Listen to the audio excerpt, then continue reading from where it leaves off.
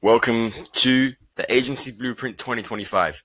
Now, whether you've been wanting to start an agency, you're broke, you don't have money, you want a business model that is actually going to teach you the skills required to succeed in this world, not some BS degree. You might have an agency and you want to know the correct ways in 2025 to grow that because the outdated ways just aren't working anymore. So I have brought this course to you for completely free.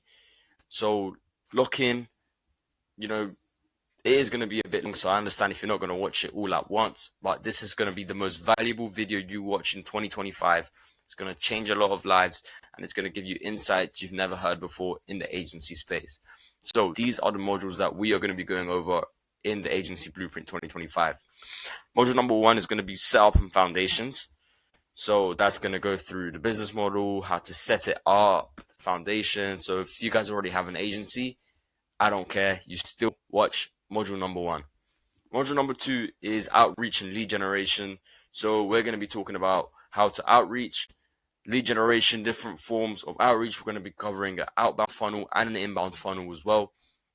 Module number 3 is going to be the sales process, so making sure you are equipped and know how to sell to those prospects so that you are making money. And module number 4 is how to keep those prospects happy. So making sure you are getting your clients the best results in order that you retain your clients and you're building a real business with real longevity.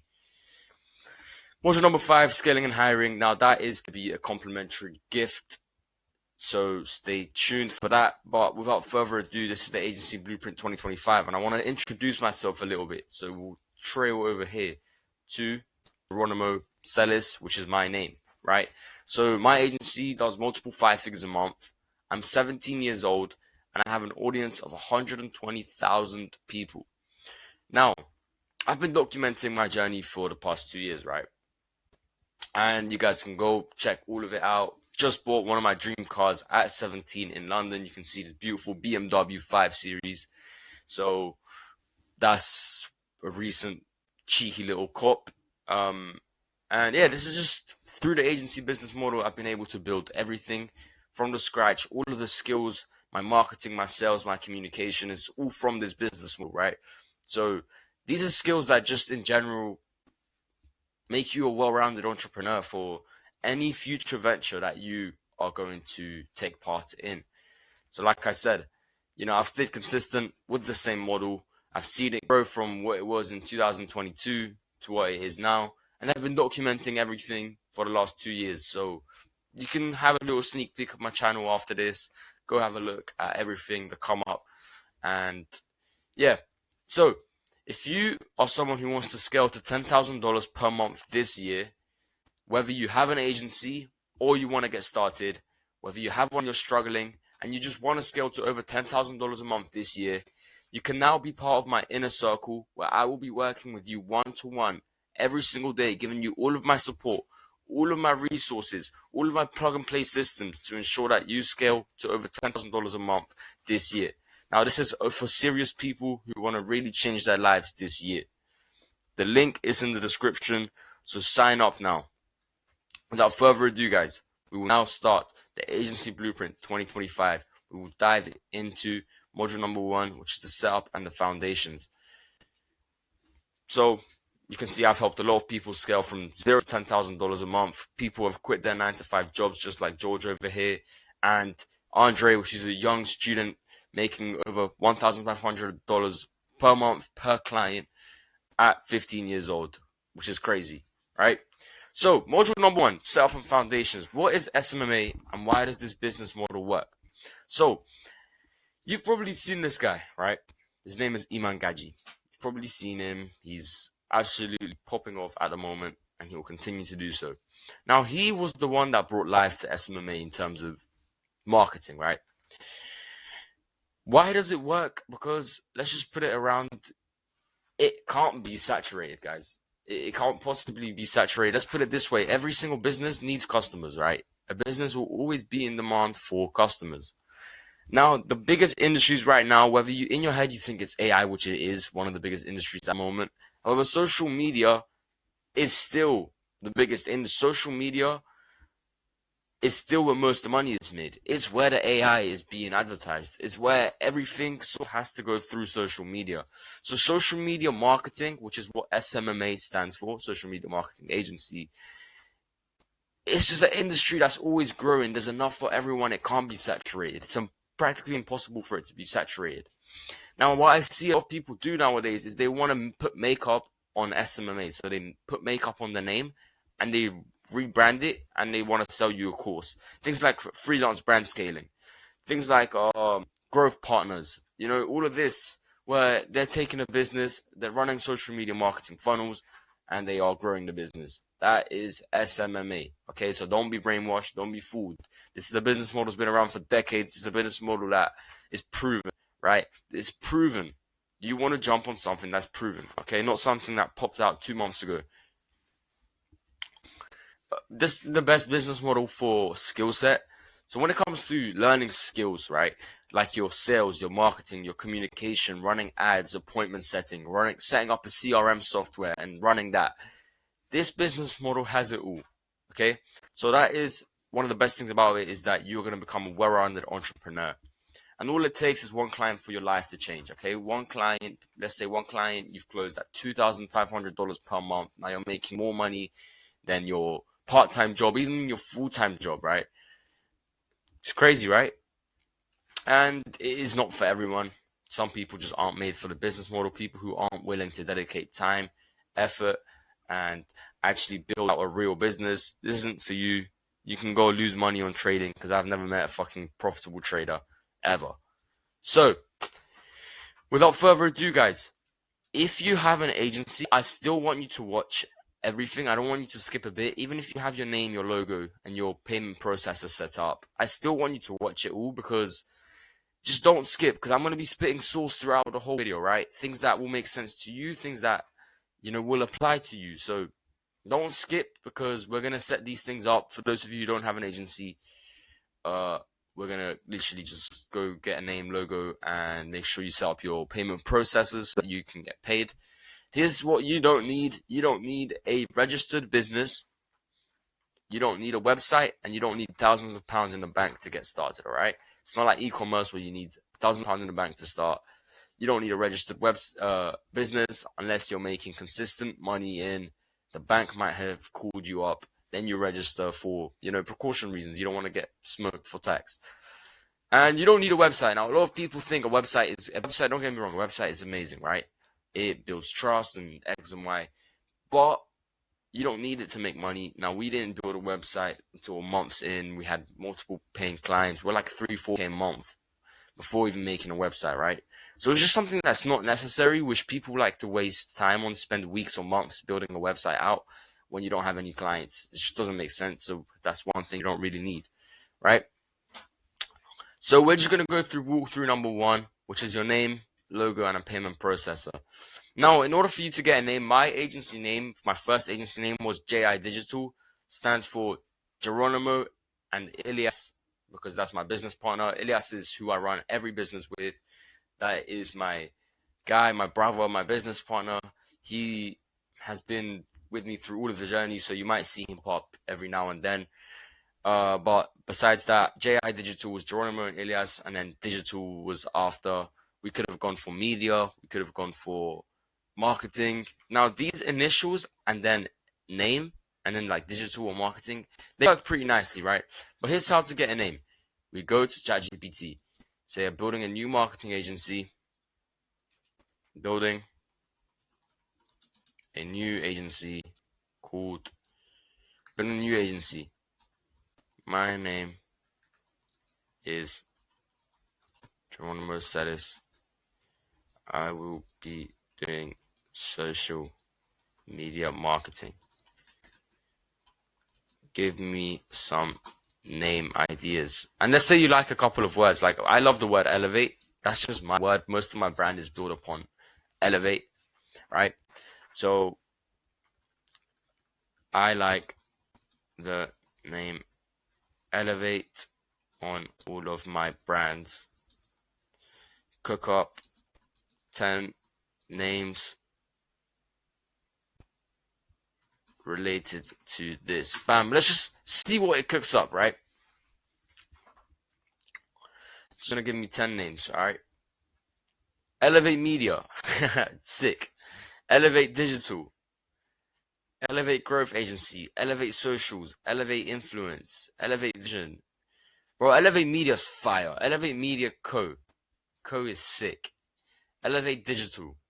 Right, let's just rock with Elevate Digital because my agency name already is Elevate Media after a nice little rebrand that we did. So we got Elevate Digital. Now we're gonna head over to Canva and we're gonna make a logo for this. Now I've got some logo templates which you guys can get access to. I'm not sure if it's gonna be linked in the description. Link in the description. The first link in the description is for those of you who want to scale to $10,000 a month with my one-to-one support. But below that, we'll have a link for some resources used in this guide. Okay. So here is some of the templates that I run with in terms of, just simple logos that you can change the name for. So for example, here we can begin to edit this.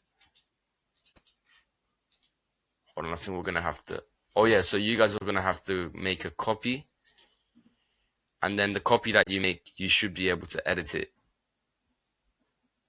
just like this. Cool. Yeah, so you guys have to make a copy, and then the copy that you make, you will be able to edit that copy. So for example, the digital marketer over here, we can change that to, we can remove this, bring up this digital, bring up this marketer, and then just call it Elevate Media or Elevate Digital. Bam. Ooh, I don't really like that one. I feel like the digital should be longer. If you just do that. That's fire. That's fire. All right, cool. So we have Elevate Digital here. Bam. Screenshot.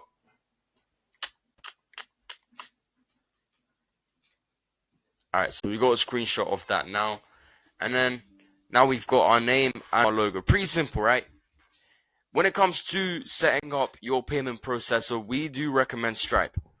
Now, Stripe is pretty easy because it will pretty much it helps you generate payment links. So you can create payment links, send it to your clients. Once the client pays, they will get an automatic invoice so they can use it for, I don't know, tax write-offs, to show it to the team that it's actually run by a business, right? So Stripe is great when it comes to this specific thing, this specific service. Anything you're selling online, Stripe is great. You just make a payment link, and when a client pays, they will have an invoice sent to their email. It also helps when it comes to setting up monthly recurring payments. So if you're on a monthly retainer, let's say £1,000 per month, when your client pays for that initial payment, that's going to put them into a subscription, making sure there's no payment delays. Now, it is pretty straightforward to set up Stripe. I just wanted to bring you, introduce the software to you. So I'm not going to go how to exactly set up in this video. There's other videos for that which you can check. It's also different for every country, so make sure you check it specifically for your country. What I'm going to say is that if you're under 17, you are going to need some parent permission or parent name and details in order so that your account gets set up. If not, then if you're 17 or over, you have no problem setting up your Stripe. But that was that. So, okay, now we have our name, we have our logo, and we have our payment processor set up, right? Now, guys, who here watched Pokemon? I watched Pokemon. And here we have Bulbasaur, here we have Charmander, and here we have Squirtle, right? Now, I liked to always choose Charmander. I played Pokemon on the Nintendo DS when I was younger, and I always went for Charmander, right? He had the sickest evolution, Charizard. I'm sidetracking, but this is like choosing your niche, like when you choose your starter Pokemon, because your niche is going to give you clarity upon when you start. It's just going to be clarity. It's just going to be like, okay, here's people that I'm going to be reaching. Here is the service that I'm going to be offering to them. Here's what they need. Here's what they're struggling with. Here's how I can reach them. So the niche is going to give you clarity. Now, I know a lot of people in the space tell you not to go for a specific niche. And I don't agree with that. I think it's great to have a niche when it comes to starting out for clarity purposes, for, so that you actually become experienced in that specific industry. And then afterwards, it's not bad at all to branch out, but you should always have a niche that you're focusing on for the first 3 to 6 months, just locked in on that niche. But I'm going to give you some tactics that a lot of you guys don't know. So, a niche, right, is just the industry. For those of you guys that don't know, your niche is just your industry. So here's things to consider when it comes to every niche. The most suitable outreach method for that niche, how you're going to reach them, whether the niche is low or high ticket. So if the niche is low ticket, then oftentimes the results you get the niche, your clients aren't going to be significant. For example, I'll put it into perspective. If I'm going to help a restaurant and I just got them a good result, which, let's say, a dinner for 5 people, that's going to be like, I don't know, $100, right? £100 dinner. And if I got a construction company, a new bathroom renovation, which is £10,000, that is a lot more significant when it comes to that revenue. So that is another thing you have to consider. Is it the niche high ticket? Is the niche low ticket? And what is the most suitable service for that niche? What is the most suitable service for that niche? What is the most, how can I explain that? You guys need to know. You guys should know what suitable means. What suits that niche the most, all right? Is it going to be Facebook ads? Is it going to be social media management, right? Let's say a restaurant would benefit more from social media management and having a great social media presence so that it gets some foot traffic into the restaurant. People will talk about it. It sets trends. Whereas that's not really game changing for a construction company. Construction company needs leads up front, so running ads for that will be much better. That was just a quick example though. So we'll go over contractor first. This is the niche that me and Ilyas scaled in. We don't specifically tie to any niche. We also have niches, car rental clients. But the contracting niche is very proven, very, very, very proven. A lot of agencies, agencies that make flipping $100,000 per month, 7-figure month agencies are in this niche. And this niche is just a high operating niche, which means anyone can jump in and make money inside of it. So the outreach method for contractors, the great one, especially when you start out, is cold calling. So that 0 to 10K, when you don't have a lot of money in the bank to invest, is great to run with cold calling, and because it's easy to get through to them. Most of these contractors, they're just business owners that they don't have a large team. Oftentimes, when you look up, contractors, you're going to be finding personal phone numbers. So as soon as you call them, it's going to go straight to them, to their phone number, right? Now, this is a high ticket niche. So renovations range from £3,000 to £100,000. So any result that you get for a kind of contractor or someone in that industry is going to be significant, So the most suitable service for this is going to be lead generation and appointment setting. So running ads. Now the ad is going to bring forward potential customers, people who want to get their renovations.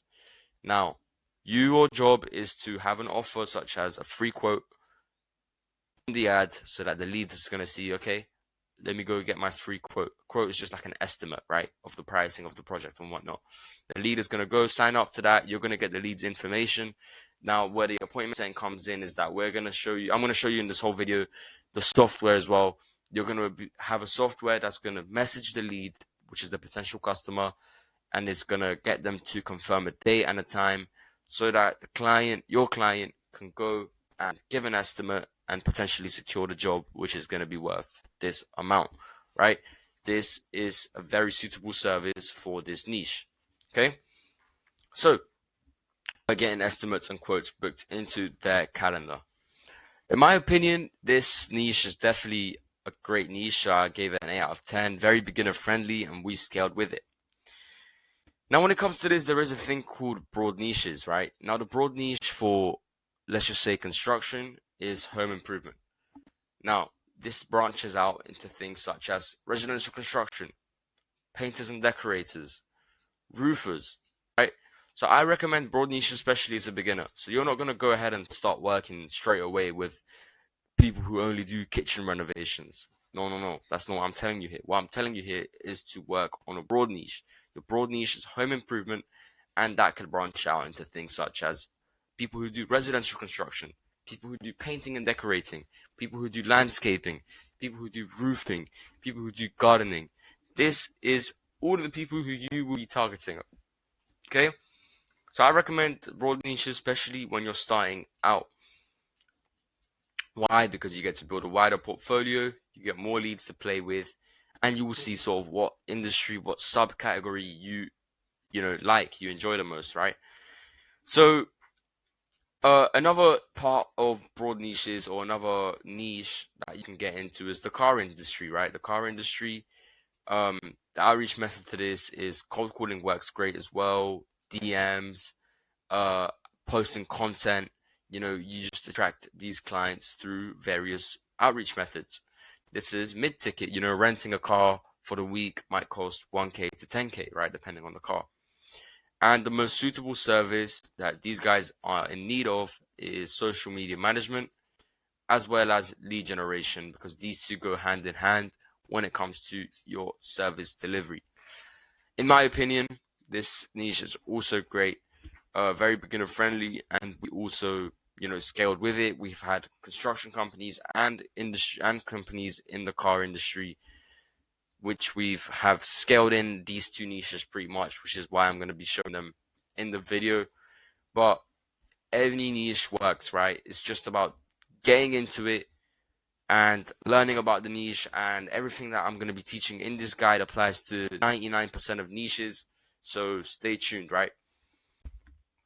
So like I said, in my opinion, this is a good niche, beginner friendly, and it also branches out into, car rental and chauffeuring, detailing, dealerships. All of these are businesses you can help within that broad niche. Okay. So I recommend diving into one of those if you don't want to really spend much time thinking about, what's niche? A lot of people overthink it, right? I had guys come up to me and say, yo, bro, what do you think about the dog walking niche?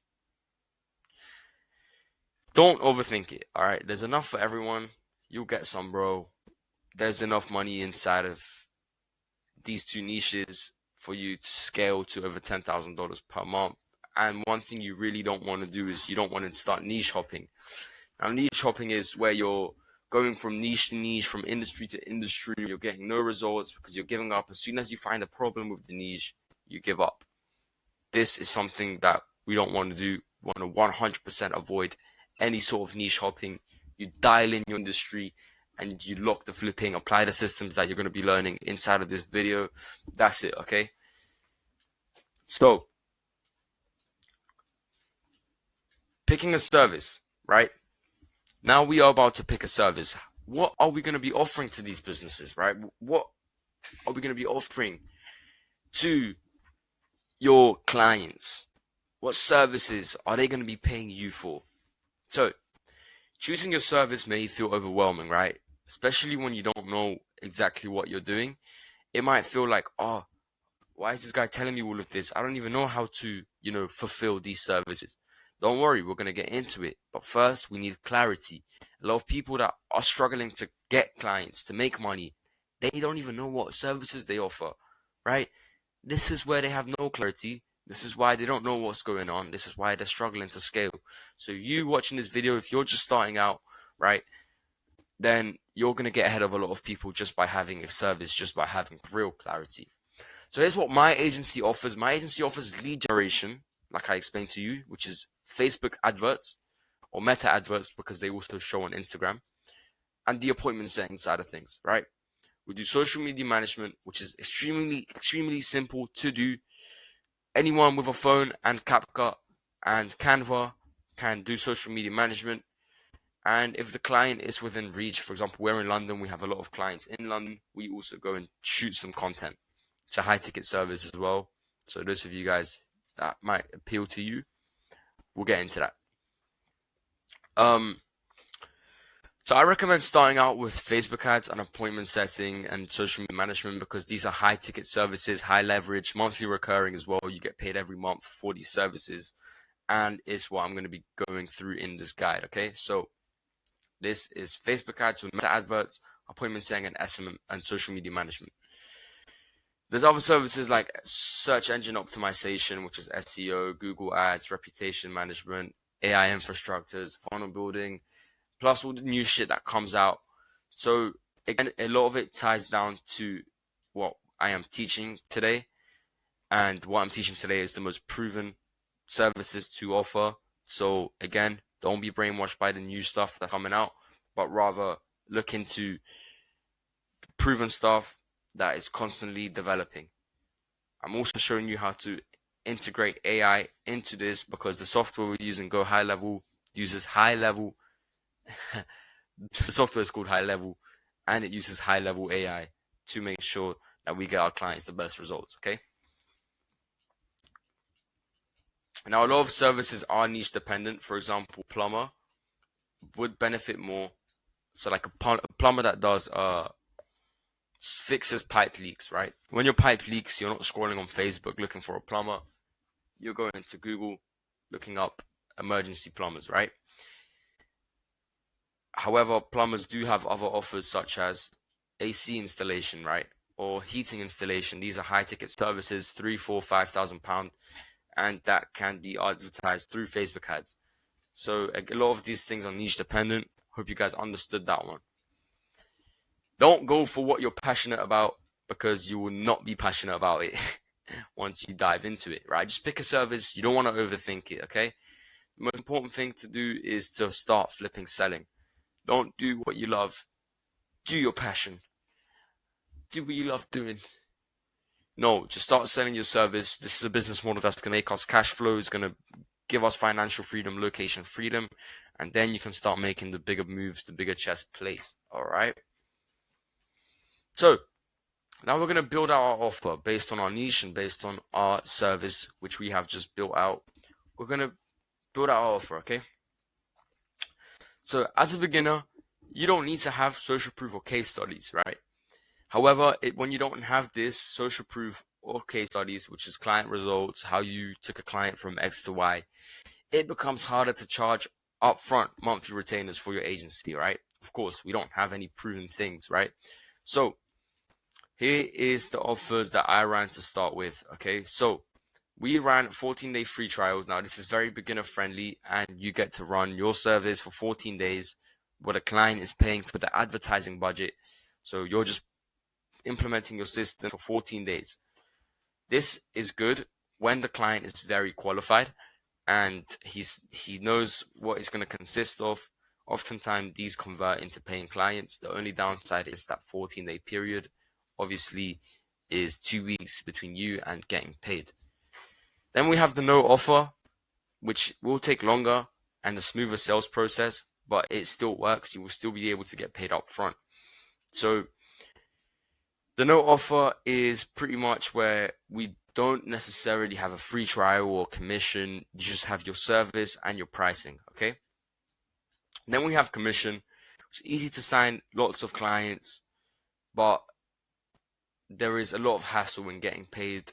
Plus, it's never really consistent, right? You can't really have a business functioning and operating just with commission, okay?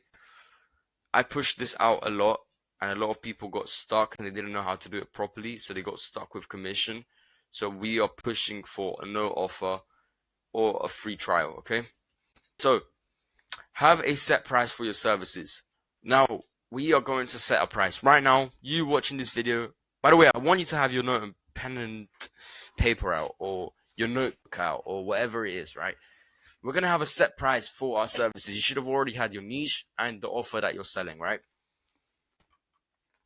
So, too many people get stuck with how much should I charge? Okay, this is not just beginners, by the way. So many people in the game, they don't even know what their pricing is, what exact package they're selling. This is poor, very, very poor stuff, right? This is why people don't scale. This is why people struggle in sales calls. This is why people struggle in cold calls. This is why people don't have conviction behind what they sell, because they don't even know the price of what they're selling. Okay? So, beginner example, $500 a month for the full package, right? You can back it up with the guarantee of we will get you minimum 5 estimates booked in 30 days or we will give you your money back. Now this is an under promise. With the systems that I'm going to be showing you in this video, giving them 5 estimates booked in 30 days is an under promise. Okay, so this is a very good offer that you can run with. We have the pricing, we have the guarantee, and we have the under promise. We could actually change that. Like, this is just a very beginner example, what me and Elias did. But you can charge $1,000, $1,500, $2,000, $2,500 for this exact same service and offer, right? Then we have things such as if the client might be hesitant or towards paying, or they don't have the money necessarily to pay that service fee. You have payment plans such as 50% upfront, 50% once they've made the money back from your service. So this is like, you still get paid up front, but it's still a performance-based model. So this kind of mogs commission. Or you can have just 50% up front, 50% after 30 days. Again, break this down. There is a lot of ways to get paid as a beginner. Trust me, we're going to be covering this. We are covering this, right? If you choose a trial and the trial went well, then the price instantly becomes high ticket, okay? So, adaptability. Let's say you didn't go for the free trial offer and you went straight for the upfront. If the prospect is given hints that they have the means to invest, that they are interested, you know the prospect is qualified, just go for it. You don't need to do no trial. You don't need to do no commission. You go for it. You tell them, hey, the full package costs $1,997 per month. You get X, Y, Z. We guarantee you will get this and that, or we will refund you. Bam. That's simple, okay? There's conviction behind sales. We will cover this in module number 3 when it comes to our sales process, our sales tactics, the conviction behind what we're doing, making sure you guys actually get the money in. So guys, that was it for module number 1, which is our setup and foundations, right? We understand the business model, we understand our niche, we understand our service, we have our offer, right? That is exactly what I want you guys to do. Get your pen and paper out, rewatch what you need to rewatch, but you want to have those 3 things without any overcomplication, right? We're putting our feet in the water, we're getting our feet wet before jumping into the pool, right? You don't need to have 100% clarity to make money. You go with the flow. You know what to do right now. Even if you don't exactly know what to do, you know what to do. Pen and paper, break down what we just covered, and have your niche, your service, the offer, the price point, whether you're going for free trial or not. That's fine. Make that clear. Okay, guys, now it is time for module 1.5, right? Now, I thought this was very necessary to include, because if you don't have the right mindset when going into this business model, if you don't know that you attract what you are and you are what you do and you do what you think about, then you're always going to be building on the wrong foundations, right? And this is exactly what we want to avoid. We want to build on the right foundation. You don't want to build on something like this, something shaky. Because if you start building on something like this, let's say you was to build your house, right? Bam, there's your house, and this is the foundation it's in. Let's say the wind starts to blow, right? This is wind, wind, wind, wind. Then your house is going to start shaking, it's going to crash.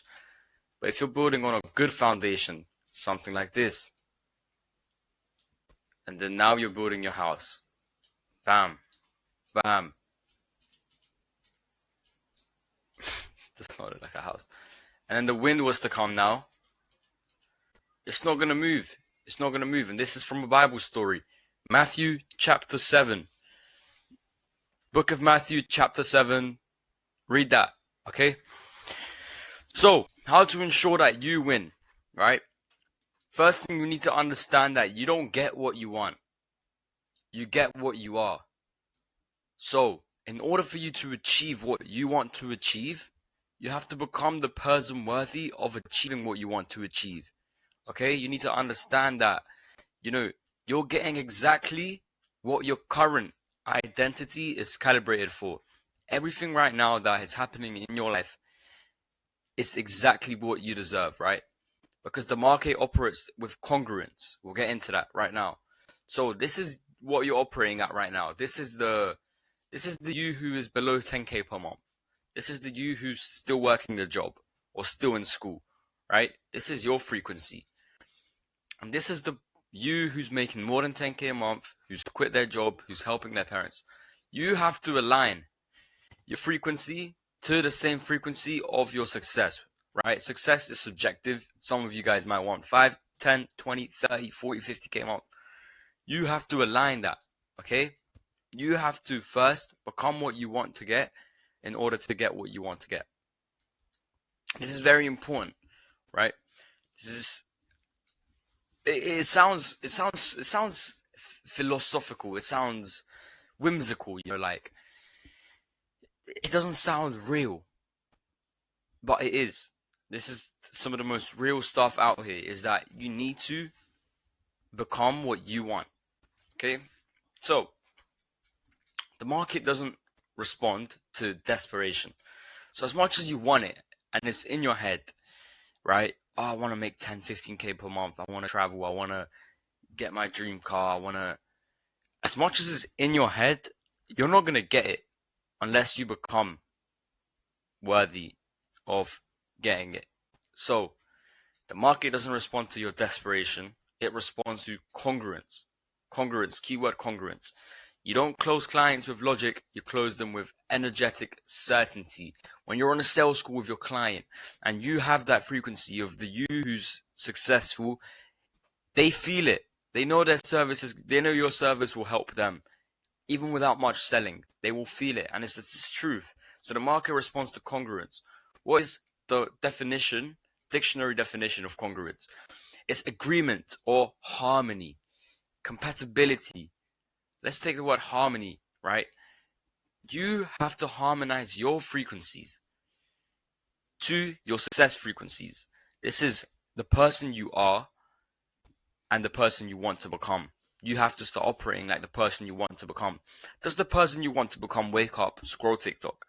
Does the person you want to become parties every single weekend? Does the person you want to become waste his time and procrastinate and isn't making money? Probably not. The person he wants to become works hard, is achieving great results, is buying stuff that they want to buy, is providing for those who he loves. That is the you who you want to become, right? So you need to harmonize that. So to your best ability, become the person, because then you will start getting and generating the results and the resources in order to actually be that person, because it operates with congruence. That's what a market operates with, okay? So I want you to think of your frequency like a radio, okay? So your frequency is a radio. The station that plays your dream life is broadcasting right now. So there's a station playing within the radio, and that is your dream life.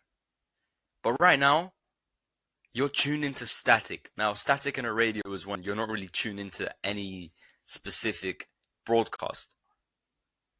You might want to hear it, but you're not gonna until you dial in. You dial into that same exact frequency. Okay? This is what we want to do. And it's not going to be instant. You're not going to wake up tomorrow and be the exact person that makes 20k a month, and then all of a sudden 20k a month lands in your bank account. No. That's not what I'm telling you here, because it's not an instant change, right? This has to be deeply embedded into your belief systems for it to actually happen. So for it to work, you have to be very specific about what you want to achieve.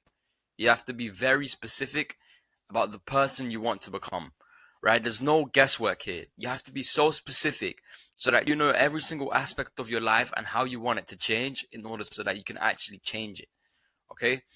So that goes from the way that you speak, the way you dress, your exact financial situation, the exact people you want to help, the exact car you want to buy, the exact girl or boy that you want, your exact aura. Now that might sound cringy, it might sound, oh, what's this guy talking about aura? You need to identify how you want to feel when you walk into a room.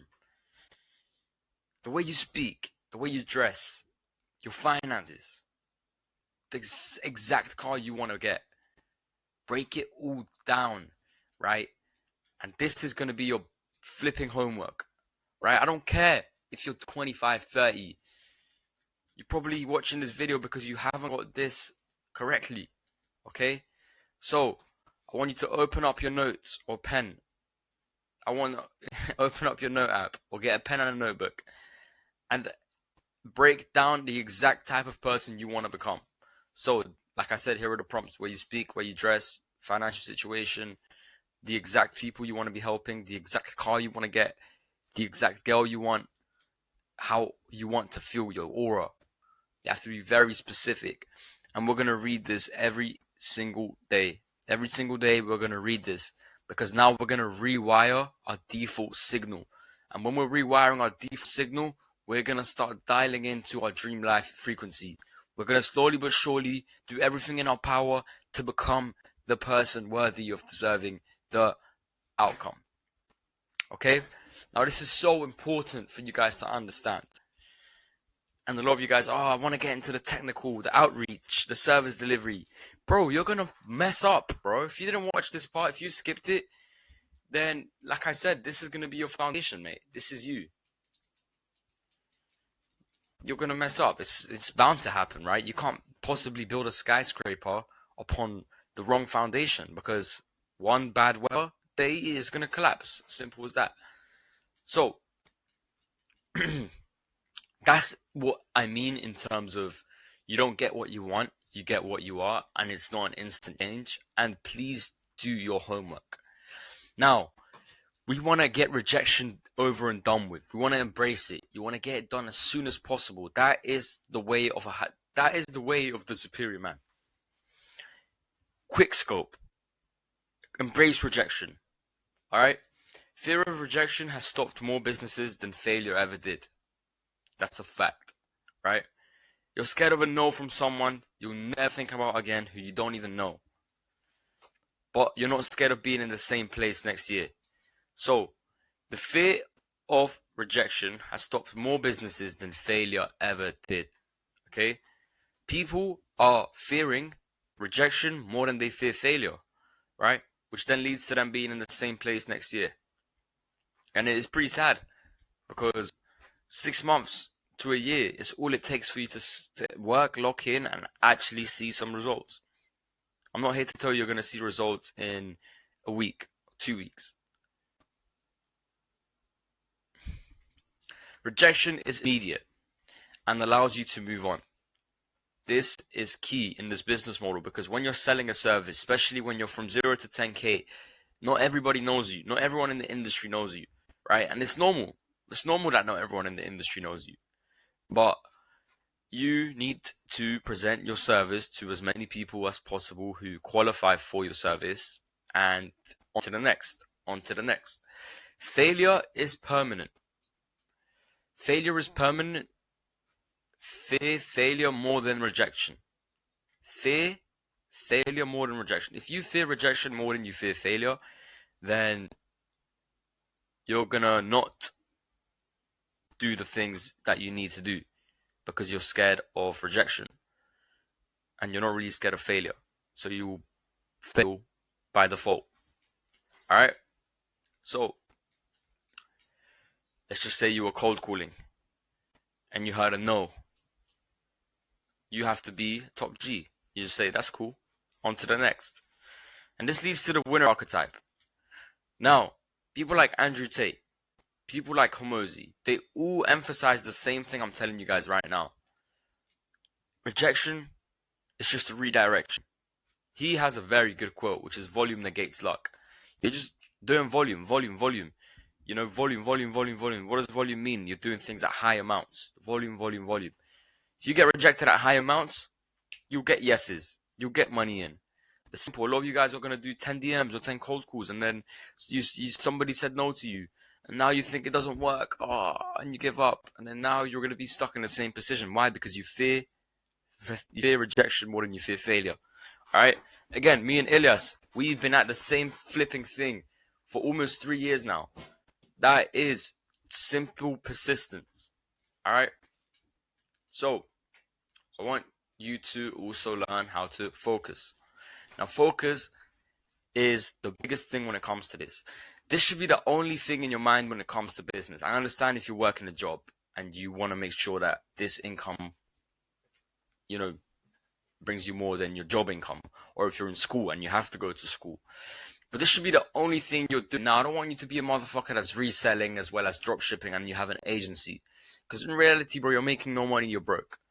Or you're doing an agency, but you're also studying the charts so that you can trade once you become profitable with your agency. No, none of this BS, right? The reason why these guys get to where they are is because they focus on one thing and they grow the F out of that thing, okay?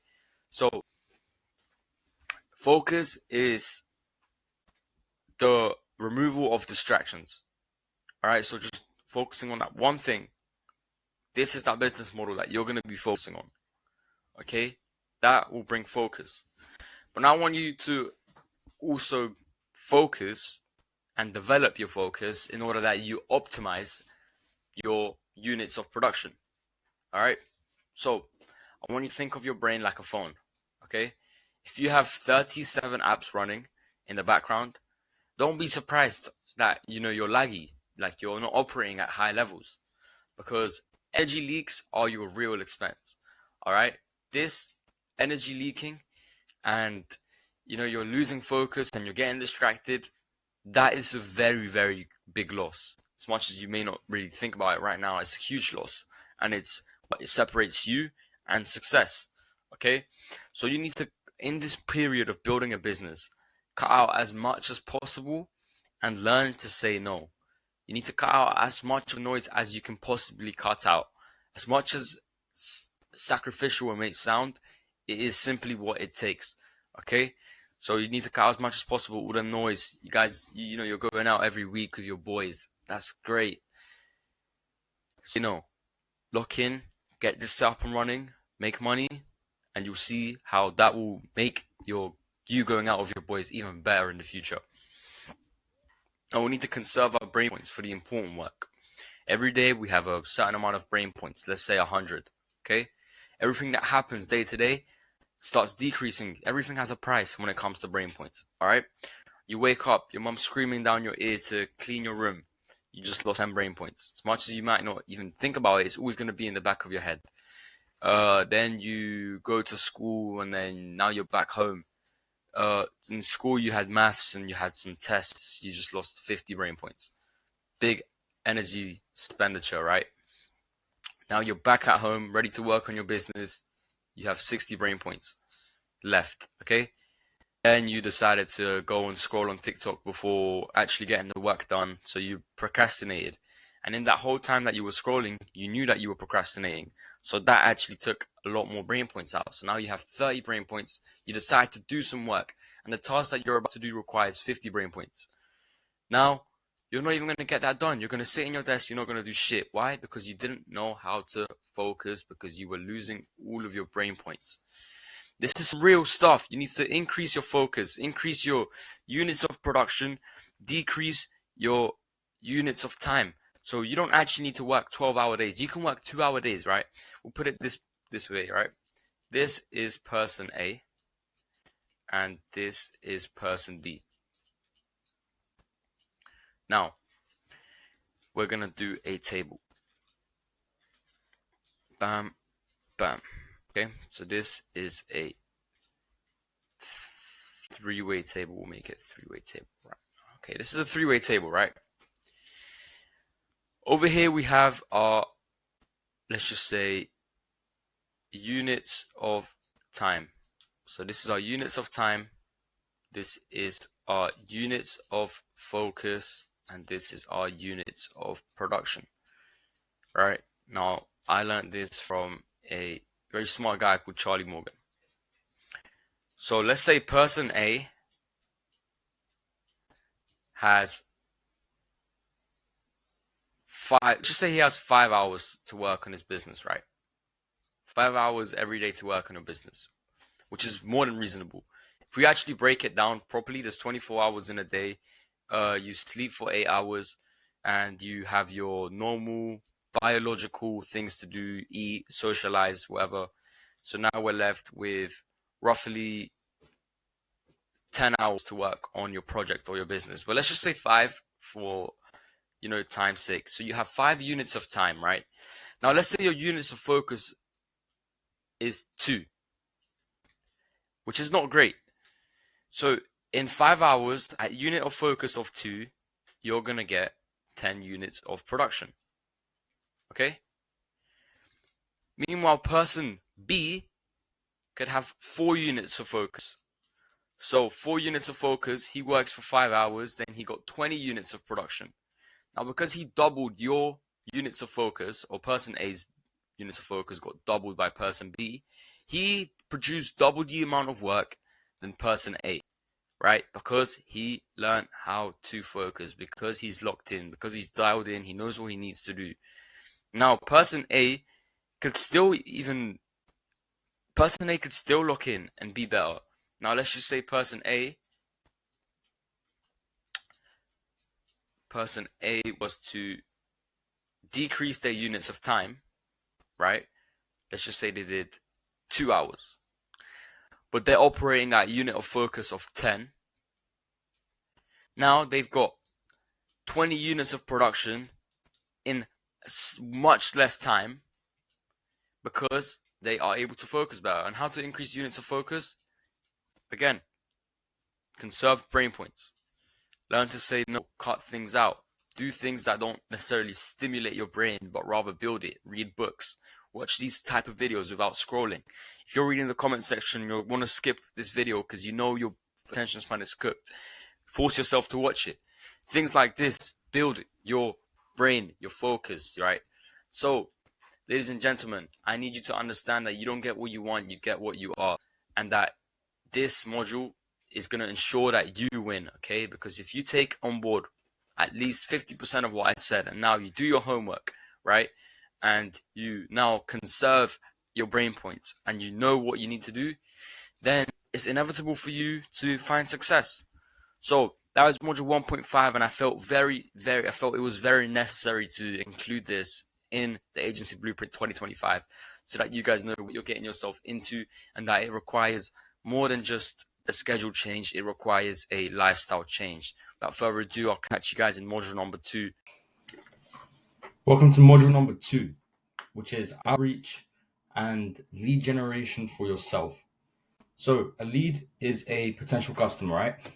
So we're going to be getting potential customers for ourselves, making sure that we have people to sell to, and we're going to break down exactly how to find the prospect and how to effectively outreach. We're going to be going over two systems, 2 different funnels. We're going to be going through our outbound funnel, and we're going to be looking at an organic inbound funnel. Okay, these are 2 very high, converting, proven ways to get clients, and we'll be covering both. And you can actually apply both right after this video. So make sure you tune in. There is a few walkthroughs, so make sure you're ready to do some walkthroughs. Setting up the spreadsheet, how to get the prospects' phone numbers, things like this we will be covering today, as well as for you to build your inbound funnel. There's going to be some steps that you need to take. So without further ado, let's get started. So we want to find the leads on Google. So we want to look up something like this exact search that we got right here. Residential construction companies in London. So you look up your niche and the area you want to be targeting. So I will always target London because I'm in London. I will sometimes target Manchester because there's companies there as well. So anywhere around your country that you are able to call, you go to this exact page. You find this page through Google, like here. You look up the niche and the area, and then you scroll down a little bit until you see more businesses. Now, the next step for you guys is to download a Chrome extension called Instant Data Scraper. Now, I'm going to have the link to that in the description. So below the link for my inner circle, you're going to have some resources. Like I said, the link for Instant Data Scraper is going to be there. And this is this Chrome extension. Very easy to download inside of the Chrome Web Store. So I'll show you guys how to do that right now. We go to Instant instant data scraper, Chrome Web Store. Bam, we go to the Chrome Web Store over here. Now we're in the Chrome Web Store. We're just going to click on add extension. So that's going to be pretty simple to do. Hope you guys can see that. But then cool, we'll make it back to the Google. So once we have that extension sorted, we have all of these businesses, right? All of these businesses that come on page number 1, right? So there's different pages. So we're going to have to copy most of these. Now, if we were to manually do that, it will take a very, very long time. So I'm showing you how to pretty much automate this process with this Chrome extension called Instant Data Scraper. So what we're going to do is we're going to go to the extension. That will pretty much copy and collect the rest of these numbers. We're just going to press copy all. Cool. Once you've got those copied, we head over to our Google Sheet. So you want to go open up a spreadsheet, right? We're going to start one from scratch. Okay. We're going to go blank spreadsheet, and then we're going to go over here to a blank spreadsheet. Now we're going to call this our prospect list. Prospect. Oh, my bad. Prospect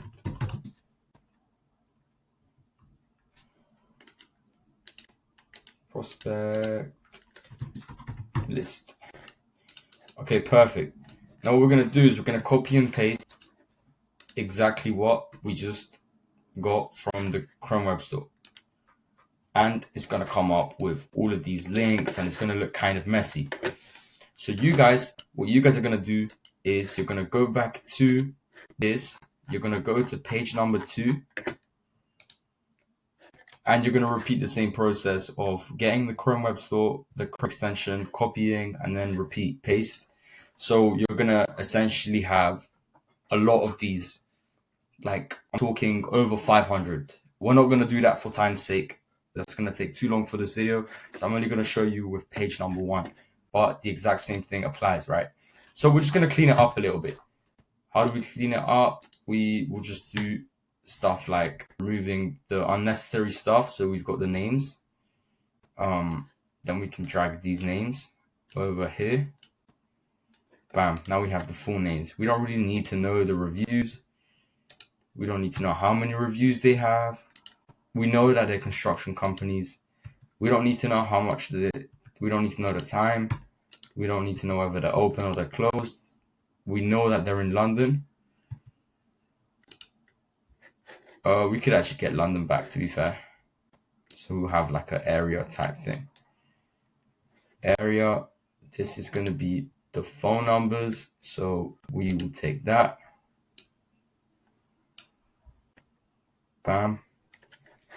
And then we can essentially remove the rest. We don't really need this.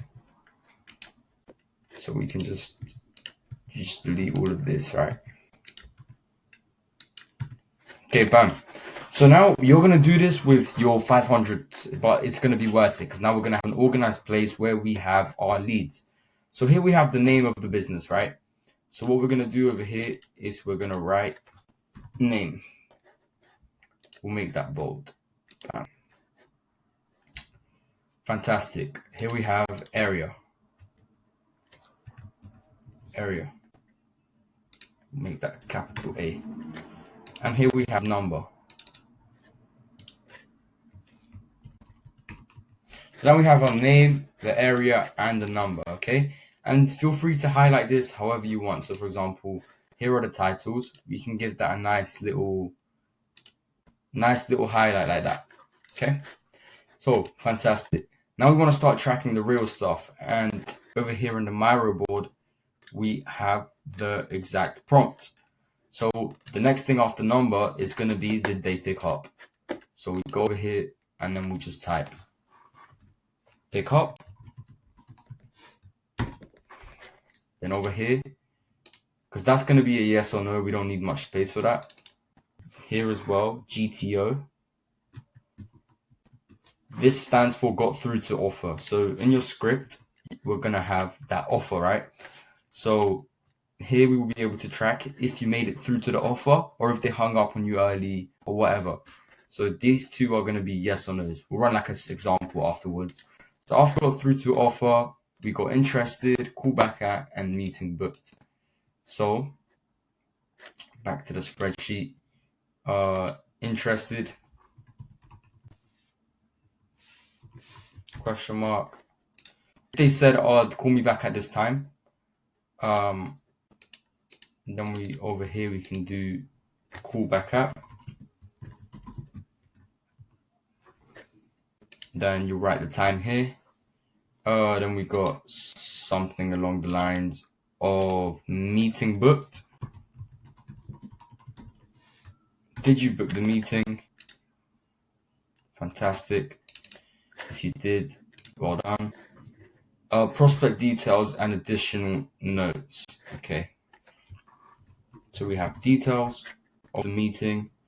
And then over here, we'll just write any notes, anything to bear in mind that will help you for that sales call. All right.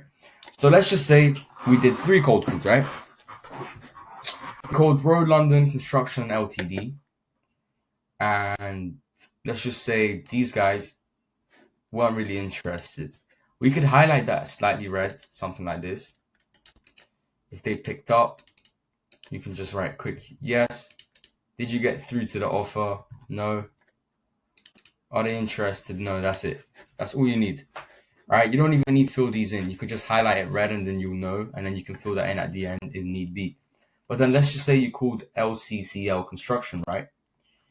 And they said yes, and they were interested, and they booked the meeting. Then you can simply highlight this somewhat green, like that. And let's just say they picked up, you got through to the offer, they are interested, and you booked a meeting. Then you write here Sunday, and then the date. Let's just say Sunday the 12th of May, and then that's at 6 p.m. With John. Now let's say John has had a bad past with marketing, etc., etc. Any notes here, you just add it. Bam. Simple. All right. Now we have everything that we need. Now let's say these guys weren't really interested, or let's say they were interested. They told you to call back at certain times, so you just write that they did pick up. You got through to the offer. They are interested, but they told you to call back Wednesday the 12th. Wednesday the, I don't know, the 16th at 6 p.m. Okay, then we could highlight that a little bit orange because they are, a little bit interested. So do you guys see how this could look very, very good, very, very keep everything organized, okay? This keeps it all organized and it makes sure that you know exactly who's interested. I'm about to give you guys a tip right now. I'm not sure what country you're from, but in the UK, we have personal phone numbers. They look exactly like this one over here, 07, blah, blah, blah. And we have business phone numbers, 020, blah, blah, blah. Personal phone numbers, you will get you through to the owner 99% of the time. Whereas these business phone numbers, they might redirect you to the owner, but there is going to be more gatekeepers.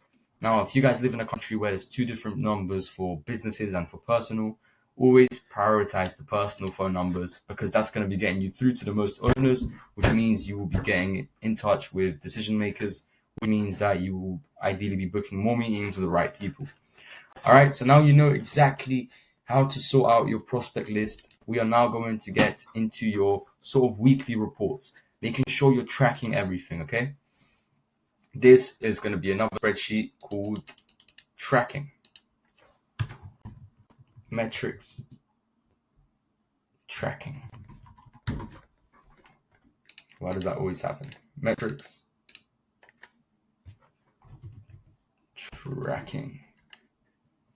All right, fantastic. So now here what we're going to have, we'll make that bold. what we're going to have is the week.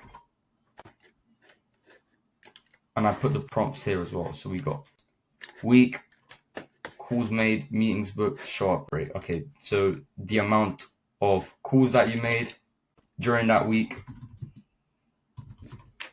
how many meetings you booked during that week, how many people showed up to the meetings. So you're gonna have your show up. How many people showed up? We're gonna have how many people you closed, how many now you onboarded, and you're gonna have your money in. We'll run an example of this. You're gonna, for example, the week starting 12th of May to the 19th. All right, so 12th to 19th of May, that is the week. Let's say you made 300 calls, you booked 30 meetings, let's say 15 showed up, let's say you closed 5. Now, out of these 5, you've got 3 onboarded for that week, and you say you made 2,500. My bad. £2,500 for that week. All right. Now we've got your show up rate, which is 50%, your closing rate, which is 33%, your onboarding rate, which is, well, your onboarding rate doesn't really exist, I guess, but you onboarded 3 out of those 5, which led to you closing 2,500 out of the 300 calls you made on, the week 12th of May to 19th of May. Very simple stuff. That means that your booking rate was 10%. So for every 10 calls, you booked 1 appointment. This is you tracking very important metrics. Very important that you track your metrics, guys. If you don't track your metrics, you're not going to know what is making a difference in the business as opposed to, what's working. So let's say this was a good week for you. Then you can highlight that slightly green. And then let's say you had a bad week the following week. Then you know. So here's how you want to kind of do things. So then the next week you just change the numbers to whatever happened that week. So 19th of May to May 26th. You doubled the input, but then your booking rate was slightly less, so you only booked, let's just say, 40 meetings, and X amount showed up. Let's just say it wasn't the greatest week in terms of metrics, so you highlight that a little bit red. You get the gist. This is the exact template and walkthrough on your spreadsheet to get the leads and track everything about the cold call, and then track your metrics so that you know your show up rate, your closing rate, money in, all simply with a spreadsheet and help of that Chrome extension to automate that process.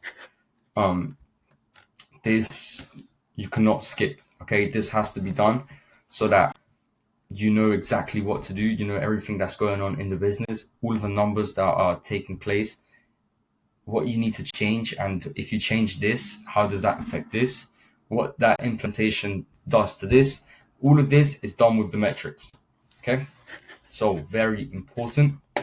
And I just did the walkthrough, so make sure you guys set this up for yourselves literally now. Go ahead and set this up, get the Chrome extension, build out your first lead list, build out your metrics tracking sheet, which is this one, and then make sure to get that done right now. Lovely stuff. So tracking makes all the difference. All right, now besides this tracking, which is effective and it's going to help you, there's also something called a sales pipeline, which is great to drag and drop your clients and stuff from so that you know exactly what's going on in real time. And that's great for KPI tracking. KPI stands for key performance indicators. But we're not going to get into that now, as that is more tailored to a person's service offer. But we will build that out with our one-to-one inner circle agency essential students. The link for that is in the description. Regardless, this is what you guys need to focus on. So that was that walkthrough in terms of that. Now, cold calling is not easy. I'm not going to sit here and tell you that it's easy.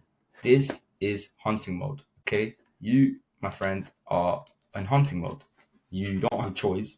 You're not making money. You might think, oh, I'd rather go clip someone's videos and get paid. Bullshit. This is building a real business. You have to go do the work. 0 to 10K is hunting mode, whether you like it or whether you don't. All right, the money is made through the cold outreach.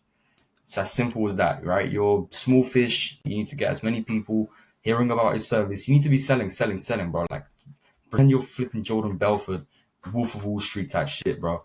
You're selling your service. And that's not to say there are people who just purely scale on cold outreach, right? People who just purely have dialers.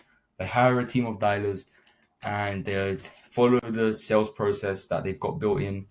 They scale with cold outreach. It's not impossible. It's very possible. Businesses do it.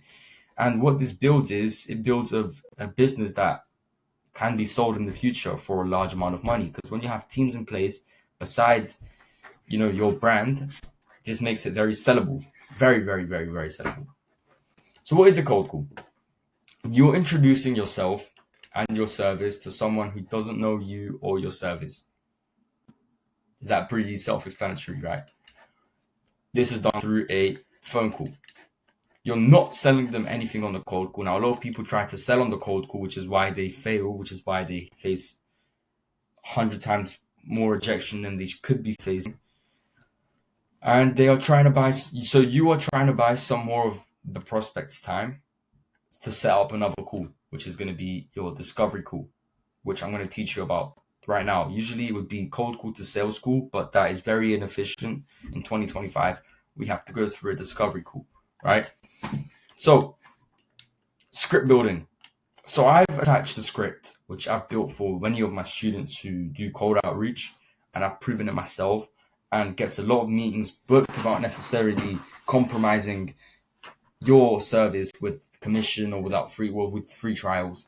And it builds perfectly to that discovery call. This is the script. Now, this script is going to be in the resources. Like I said, the first link in the description is my one-to-one inner circle.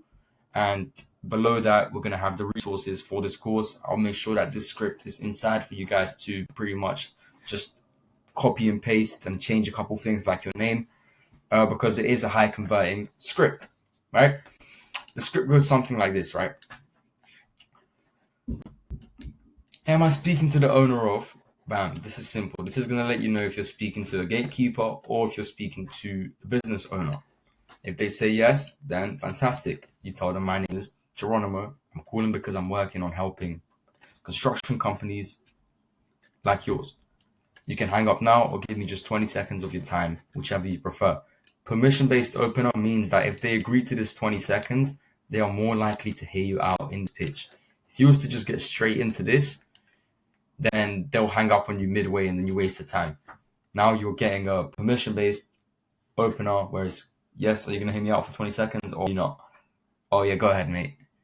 They're more likely to hear you out through this, which is good. Then the pitch goes something along the lines of perfect. So I'm looking to help construction companies in London by taking care of their entire social media client acquisition process. Now, I imagine you get the majority of your work from word of mouth. Is that correct? Most businesses get their work from referrals, right? When they're not utilizing social media, this is the only way they get work. So we are bringing in a problem early on, and we're getting them to agree that they face that problem. 99% of the time, they're going to say yes to that question, all right? And then they'll say yes, and they'll be like, oh, makes sense. So just wondering, have you ever tried any other methods of lead generation or acquisition in the past? And then they'll try to open up, and then they'll tell you if they have or if they haven't. and then you tell them, and then you ask them, oh, makes sense. And have you worked with any marketing team specifically in the past? And they'll tell you if they have or if they haven't, right? If you see that they're kind of answering too quick and they kind of just want you to get on with it, then you can skip this third question or this second question, move on straight from that first one to this one. If they are answering these questions with a bit more detail, then you have to go through these questions, because the more that you speak to them, the more trust you're building, the more that they open up, the more you can sell them. So then you say something along the lines of, well, look, I'm not here to sell you anything, because you're not going to sell them anything on that call, right? So you're lowering their guard. Well, I'm not here to sell you anything, but I would like to speak to you a little bit more and see if I could help you potentially. Don't want to take too much of your time now. So what we'll do is very key, and I'll get into that later. What we'll do is schedule a quick 10 to 15-minute phone call to go over the details and understand your business better. Now we're lining ourselves up for the discovery call, the DC discovery call. And you ask them, what's your availability like tomorrow? Again, this is some deep sales tactics. And then they'll let you know, and then you just confirm the booking. You get their full name and email. You ask if that is a good number to contact via WhatsApp. WhatsApp is a very personal app, so the fact you get to text them on WhatsApp will increase the chances of you closing them.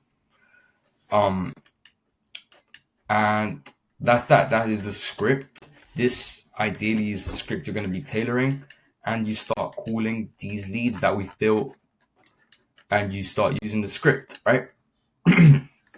There's going to be objections. The script isn't going to go 100% all the time. People will tell you this, which leads to, shit, I don't know what to say. This isn't in the script. No, it's okay. It happens, and that's normal in anything that you're selling. You're always going to get objections, okay? Your objective is to simply get them on a next call, all right? And you don't want to end up as another email in their inbox. So when they propose to send them an email, you want to get them on a call. Then if they resist to the call, then at least take it to WhatsApp, give them a little bit more information, and then push it to that call, right? You never want to end up as an email. Let's see if I can draw the email thing. Not bad. So here are some objection handling commonly thrown objections on cold calls. And I'll have the resources for these. I think I'm covering 5 in this video. I'll have the resources thrown out in that link in the description. Remember, the link in the description, the first link, it's not for the resources. That's for my one-to-one inner circle. And the second link in the description is for the resources. So when cold calling, my main objection is that they're fully booked and that they want more work. Now, there's 2 ways to answer this. Here is way number 1, is if social media management is part of your service, which most likely is, or if you're selling something like web design, here's a good way to leverage that they are fully booked. You can tell them that's great, because being filled with work means that there's more ways to engage with customers, so that you can build your community, so that you are always filled with more work, even when things get quiet. Because they've already got so many jobs, now if you capitalize on the fact that they've got engaged customers, they can get a lot of reviews, they can get content from that those projects. And engage means that they will always be getting work on an organic time frame, on an organic way for a long time frame, okay? So you leverage that the fact that they're fully booked, rather than looking at it as, oh, they don't need my service. You leverage it, okay? The other way is to get them to understand that your service will bring them high quality clients. So totally understand if you're fully booked. That means you're actually in a great position, because we're not trying to flood you with a bunch of leads, a bunch of jobs. We want to help you cherry pick the best ones. You know, the ones that are not a headache, easy to deal with, and recurring if possible. So then you will say something like, if I swap out your 3 lowest paying jobs, your 3 biggest headache jobs, for 3 high pay ones, high ticket, without working more, would that not make sense to you? They're more likely to say yes, unless they're retarded. If they are still resisting, then you just leave the gate open. If they say, sorry, mate, not right now, too much, blah, blah, blah, and you've tried these 2 objections, then you say something along the lines of, no worries, sounds like things are in a good place for now, but when you do want to cut out all these time wasters and build that community, I'll be here. Is it all right if I get your name real quick? And then you'll get their name, you tell them that you're going to be messaging them on WhatsApp, and they'll save your contact, you'll keep in touch. So that is what you will be doing. All right, number 2 is they are already working with another marketing agency. Now, if they say that's great, that means that they are open to the investment. So you say something along the lines of, that makes sense. And most of the businesses that we work with are already doing. So saying we work with builds authority, are already doing something. Okay. The real question is whether you're actually getting the results out of it. So then you just keep it natural conversation. Just curious, I mean, are you happy with the return on investment that they're bringing right now? And then they'll most likely to say yes, just because they want to be affirmative and they want to tell you, yeah, things are going good right now. And you just ask them, oh, what do they do for you guys? And then they'll tell you exactly what they do. Then you say something along the lines of, look, if it's working amazing, oh, I must have done a typo there. But if not, there's no harm in seeing what better could look like. Oh, okay, cool. I get it now. I wrote this a couple of days ago. So then you say something like, look, if it's working, that's amazing. If not, there's no harm in seeing what better could look like. So worst case, you walk away with some insight to, take back to them. So this is kind of telling them that let's just jump on that call. Worst case, you will learn something new. You can take it back to the team. There's no loss there for you. And you kind of just reinforce that by saying, let's do a quick discovery or audit of what you guys have got going on. If I can't beat it, keep them, but I can show you something there. At least you've got options. So business owners that are open-minded will always fall for this. Not fall, but they will get handled by this objection handler, which is lowering their guard by asking questions, telling them worst case scenario, they learn something. Let's just talk. Simple as that. Number 3 is that they are confident that word of mouth gets them enough work, right? Word of mouth is unpredictable. Word of mouth is referrals. I want you guys to know that. Then you can tell them something along the lines of, word of mouth is great and it means you've got solid service and people trust you. And you say, just out of curiosity though, if demand's that strong without a system, could you imagine what it would look like with a system? And then they'll be like, oh yeah, it sounds good. And you can say something. Referrals work great, and a lot of our clients, that people that we work with, already get a lot of referrals. Until things start to quiet down, especially in those, and then the time frame for construction where it tends to slow down is sort of summer period, right? And then you can tell them the problem is that referrals or word of mouth isn't really scalable on demand because you're kind of relying on other people. So then you tell them that your ideal customers usually aren't struggling. They're just tired of having unpredictability. And you throw it back to your offer, which is that you're going to bring them the systems, will predict estimates, jobs, projects, whatever it is. Okay. Number 4 is that they get a lot of these calls and that you're just 1 in 100. And then you can say something along the lines of, they say, oh, I get hundreds of these calls, mate, please don't. And then you can say something like, and I'm guessing most of them pitch you in the first 10 seconds, right? And then that's not going to throw them off guard. And then you can follow up saying, look, I'm not calling to sell you anything on this call. If I get 20 seconds of your time to ask you a quick question, tell you a little bit about us, would that be fair? Yes or no? If they say no, cool, move on. If they say yes, nice, you've established you're different and you're more likely to book that one in. And then number 5 is just a simple I'm not interested, which is fine. Now, this one is 50-50 because if they're not interested, then they're just genuinely not interested. Or that could just be a barrier for another objection. So we want to always isolate the objections. So you can always play around with this one. Here's the thing. If someone says they're not interested, then you have nothing to lose by trying to handle that objection. Oftentimes it does work and you'll be surprised. Then you say something along the lines of fair enough. That makes sense. Just curious though, is that because you got a setup that's already working and everything's going perfect? Or do you just not trust this sort of marketing?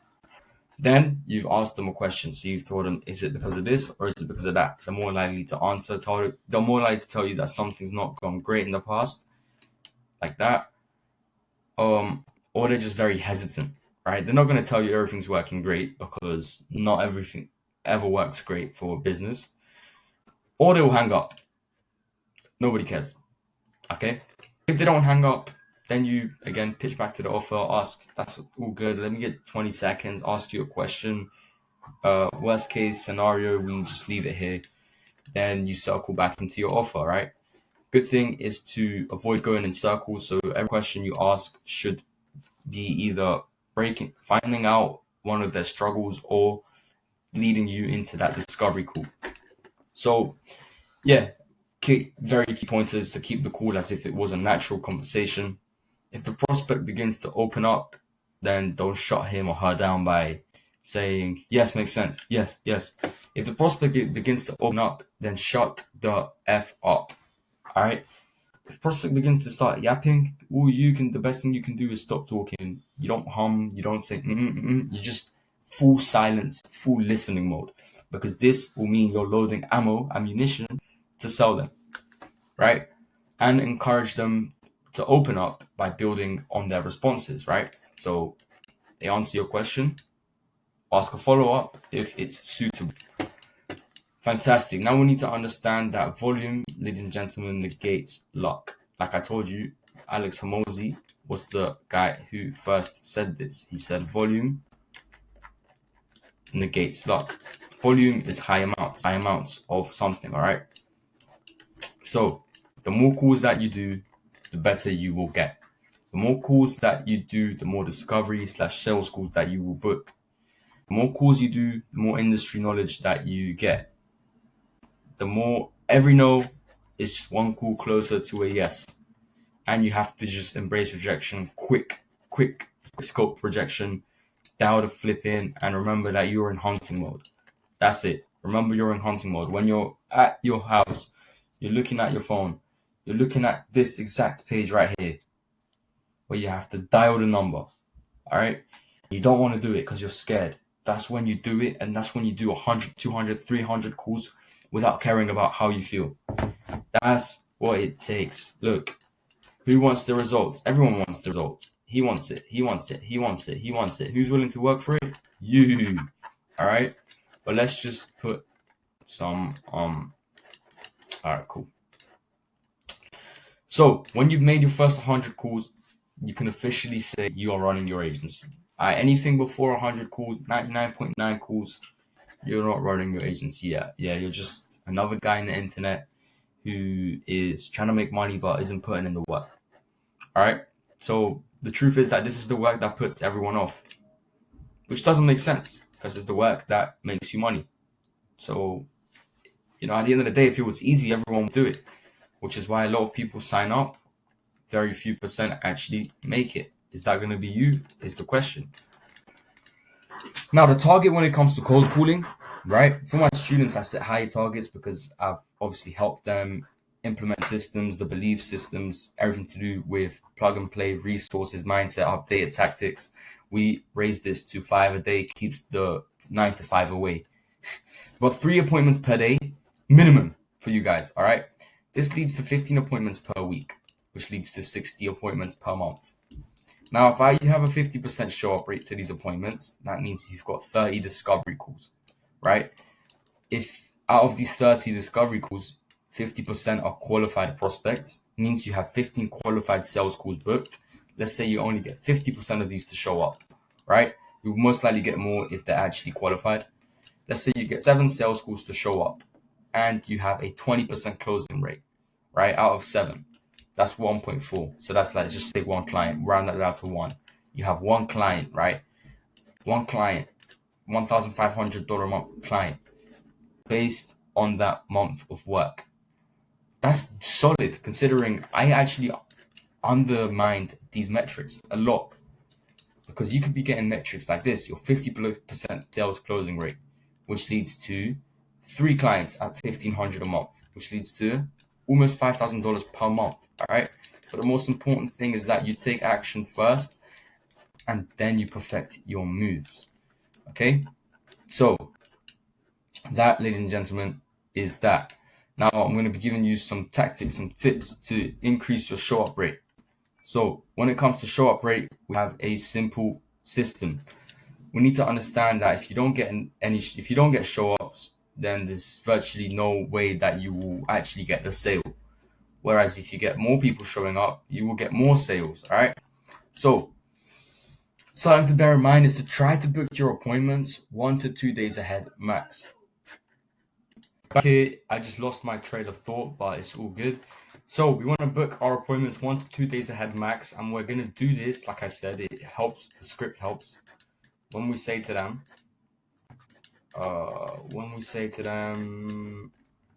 what's your availability like tomorrow? We're already pushing their thoughts to tomorrow. All right. So they're more likely to tell you a day that works for them tomorrow. If you say, oh, what day would work for you, then they'll push it to flipping next month. All right. Fantastic. So bear that in mind. If worst case they have to book it a week ahead or something, that's fine. Get that booked in no matter what, but always try your best to get it within the first 1 to 2 days. Perfect. So at the end of the call, you tell them, sweet, I'll be messaging you on WhatsApp. Just say hello. Just say hello. At the end, you say, just say hello. Does that sound good?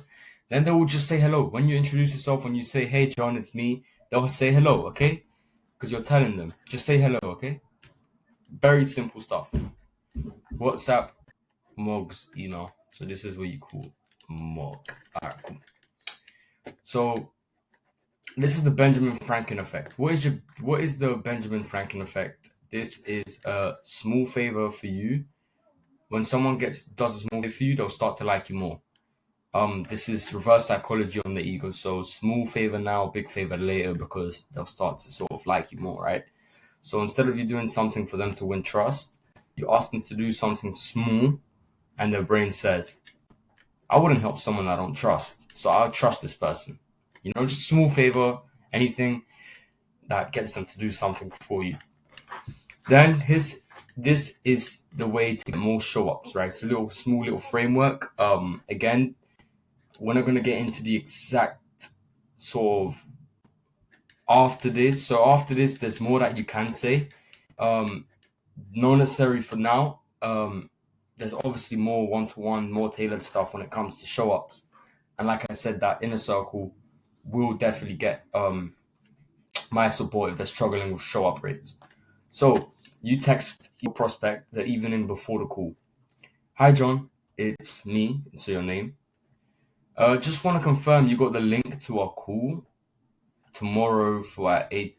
You got the link to our call for tomorrow at 8 p.m. So this is very important message. All right. So they'll tell you, yes, I have it, which means that they've confirmed they've got the link. So that is a very positive response. And now if they tell you, yes, they have it, then you're not going to text them until the next day. All right. As much as you want to say fantastic, you don't say that. So when they've confirmed they've got the link, you wait until the morning of the call. But what does this message do? What is the psychology behind this message, behind saying, just want to confirm you got the link to our call tomorrow? Is that you are assuming their attendance. All right. You are assuming they are going to show up. All right. You're not giving them a way out. A lot of people, what they do is, oh, just want to make sure you can make tomorrow's school at 6. Sorry, mate, can't make it. They'll ghost you. You confirm, you assume their attendance. All right. Don't bring yourself down and say, just making sure you're good for tomorrow at 8, because then that's a yes or no. When you say, oh yeah, just confirming you got the link for tomorrow, that is a very affirmative. All right. Then they text you that they've got it. Then you tell them that you don't text them. You wait until the morning of the call, because that positions yourself perfectly for the next reminder without being pushy. All right. So in the morning of the call, then you affirm again. So you'd say, perfect, awesome, looking forward to seeing you at 8 p.m. Right? So you've tactically reminded them closer to the date without following a specific 2-3 hours before the call, 1 hour before the call sequence. Right? You can still send them a message I don't know, 10 minutes before the call, just saying, call's coming up in 10, see you soon. You can't do that. Most of the time, if you follow this exactly how I've just told you, there won't be any need for that. If there's no response, then you wait until the morning, and in the morning, you just send a simple question mark. There's a lot of people, they forget to reply. Like, they might read it and in their head, they prepare for the call, but they might just forget to reply. So a simple question mark will bump your message up to the top of their chat, and then they will reply with something along the lines of, yeah, sorry, didn't reply last night, I got it, something along the lines of that, right? Or they will themselves have to go out of their own way to reschedule it, which is fine because you didn't give them the option to reschedule it. Something came up and they actually had to reschedule it. You never gave them the option to, they just did it, which means it's a genuine reschedule, all right? So if they don't respond, just call them at the time of the call. They pick up and join the meet is more likely to happen. If they pick up and they say they don't have time, then you just reschedule the meeting. If they don't pick up, give it a day or two. They may respond and apologize, but anything beyond that, sort of after a couple of days, that is more about reactivation campaigns, which we run through the systems more in depth in that one-to-one inner circle. Again, it's a great system to have, but this in itself will get you those show-ups. So that is how to boost the show-up rate. Now we're going to get into a funnel, which a lot of people don't talk about, right? So this is an organic inbound funnel. So personal brand, okay? Now, misconception behind building a brand that gets you customers is that you need a lot of followers or that you need a big personal brand. When in reality, that's not the case. That's a big misconception, right?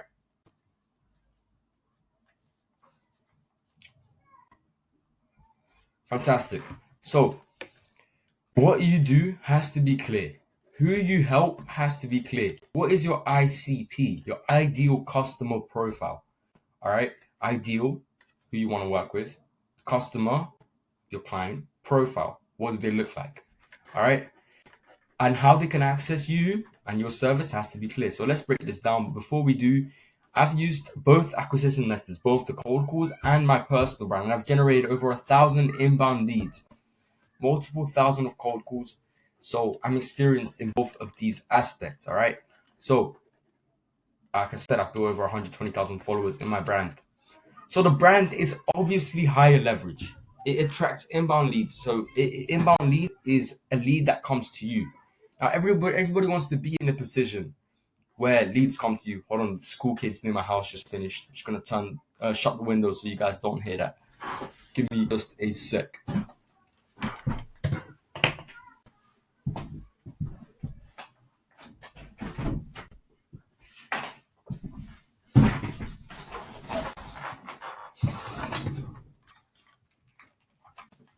All right, lovely stuff. So inbound lead is a lead that comes to you. Now that's the ideal position where you have customers that come to you rather than you having to sort of chase the customers, right? So you have authority all throughout the process, right? Which means there's less selling done and there's more earning. All right. So there's a 3-step process to efficiently implement this brand model. All right. So number 1 is you want to optimize your Instagram profile. Now, bear in mind, this guy has less than 200 followers. Now, your average flipping 10th grader girl has 2,000 followers. All right. Broski's got 200 followers and he's cashing in 10, 20, 30K a month easily, right? So this guy's name is Torify. Feel free to go check out his funnel. So this ideally, the picture is a picture of you, right? Ideally, it just builds more trust when it's done through personal stuff rather than agency pages. So his profile, you can see he doesn't have a lot of followers. He has a very clear bio. We do X for Y. We book estimates for painting businesses. You can see he's extra niche down. All right. And then he says, learn more. And then he's got his call to action. So he very clearly says, we help painting businesses book more estimates. That's his ICP. Now he's got some highlights showing some client results. Like, look at this. his client texted him saying, "We got 8K cash. Bam, let's go." Bam, bam, bam. Now, what this guy does is he posts so much content, right? Look, this flipping video got 1 like, bro. But he posts so much content of just pure value. No hooks, no viral tactics, just pure value. Now, any lead who follows him will start to get nurtured by his content. Any lead who followed him will start seeing these videos, right? They might not like it, they might not interact with it, but they will start to get nurtured. They will start seeing his face, his systems, how he got results for this painting business. All right. So he's got massive authority in his niche, which means he's able to charge high ticket pricing because he has this sort of content on lock. Now, the truth is that with this, absolutely screw the views if you want to print with this model. You can't be attached to views. You could be getting 50 views per video because those views are going to be by your ICP, your ideal customer profile. All right. So if he averages 200, he averages 200 views per video. I've checked. Some have like 91 views, but that doesn't matter, right? Because most of the leads are getting nurtured, and it's just one step closer for them to click his link. All right. So that's step number 1. Step number 2 is the funnel has to be built out. So that consists of the landing page and your booking. So everything in the back end that leads to that sales call. Now, this doesn't have to be manual like it does with your outreach, with your cold calls. This is a simple setup funnel, and then it runs for itself. Examples of this are his landing page, which looks something like this. Painting business owners. It's a clear industry, clear ICP. Then he has his service. Ready to fill your calendar with quality estimates? Then meet your new estimate engine. All right. Then he's got his clear problem solving. This doesn't work. This works. Stop wasting time with low intent leads. This doesn't work. Get booked estimates with homeowners who are looking for your services. This works. So this is old and outdated. This is great and it's going to change your business. Bam. That is that little speech. And you have the clear call to action. Start filling your calendar today. Bam. Now, all of the leads that are getting nurtured from this content are going straight to this. And they are more likely to book a call after they watch 5-6 hours worth of his content. So then he's got his Google Calendar or his Calendly, right? Now what he does is he does some further qualification, making sure the leads can invest into his service because he's targeting his ideal customer profile and he doesn't want to jump on any calls with any time wasters. Now, this sort of is the equivalent to a discovery call for people who are doing cold calls. The discovery call is the qualification. All right. He doesn't need to do this because he's already got his ICP on lock, and anyone who books a call with him will be a painting business owner who's making over 250K per year. All right. Simple. So the leads book themselves in. No discovery needed because the leads that book are all programmed and they are familiar with him and his content. Right. Again, clear ICP. So he's got some further, qualifications. So there's a form before you book the call. You have to fill in certain questions. He's got a breakdown of the call in his calendar, and he's got some niche pain points. So again, targeting that ICP is very important. So that was step 2. He's got the back end built out, and this is very simple. His one is one of the most simple ones, bro. One of the most simple funnels. Which again, we've got modules on how to build this inside of our agency Ascension. But this is so simple. You can just go to Calendly, go to Go High Level, build a simple landing page with a button that takes you to a booking page. Very, very simple.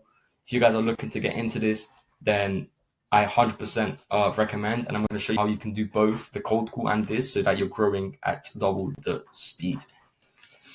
So the sales call is going to be easy, right? Then you have to be a master of content. Make sure that your content nurtures and that you don't really care about the views. So content mastery, his little content mastery module. Now, he posts on Instagram and he posts on YouTube.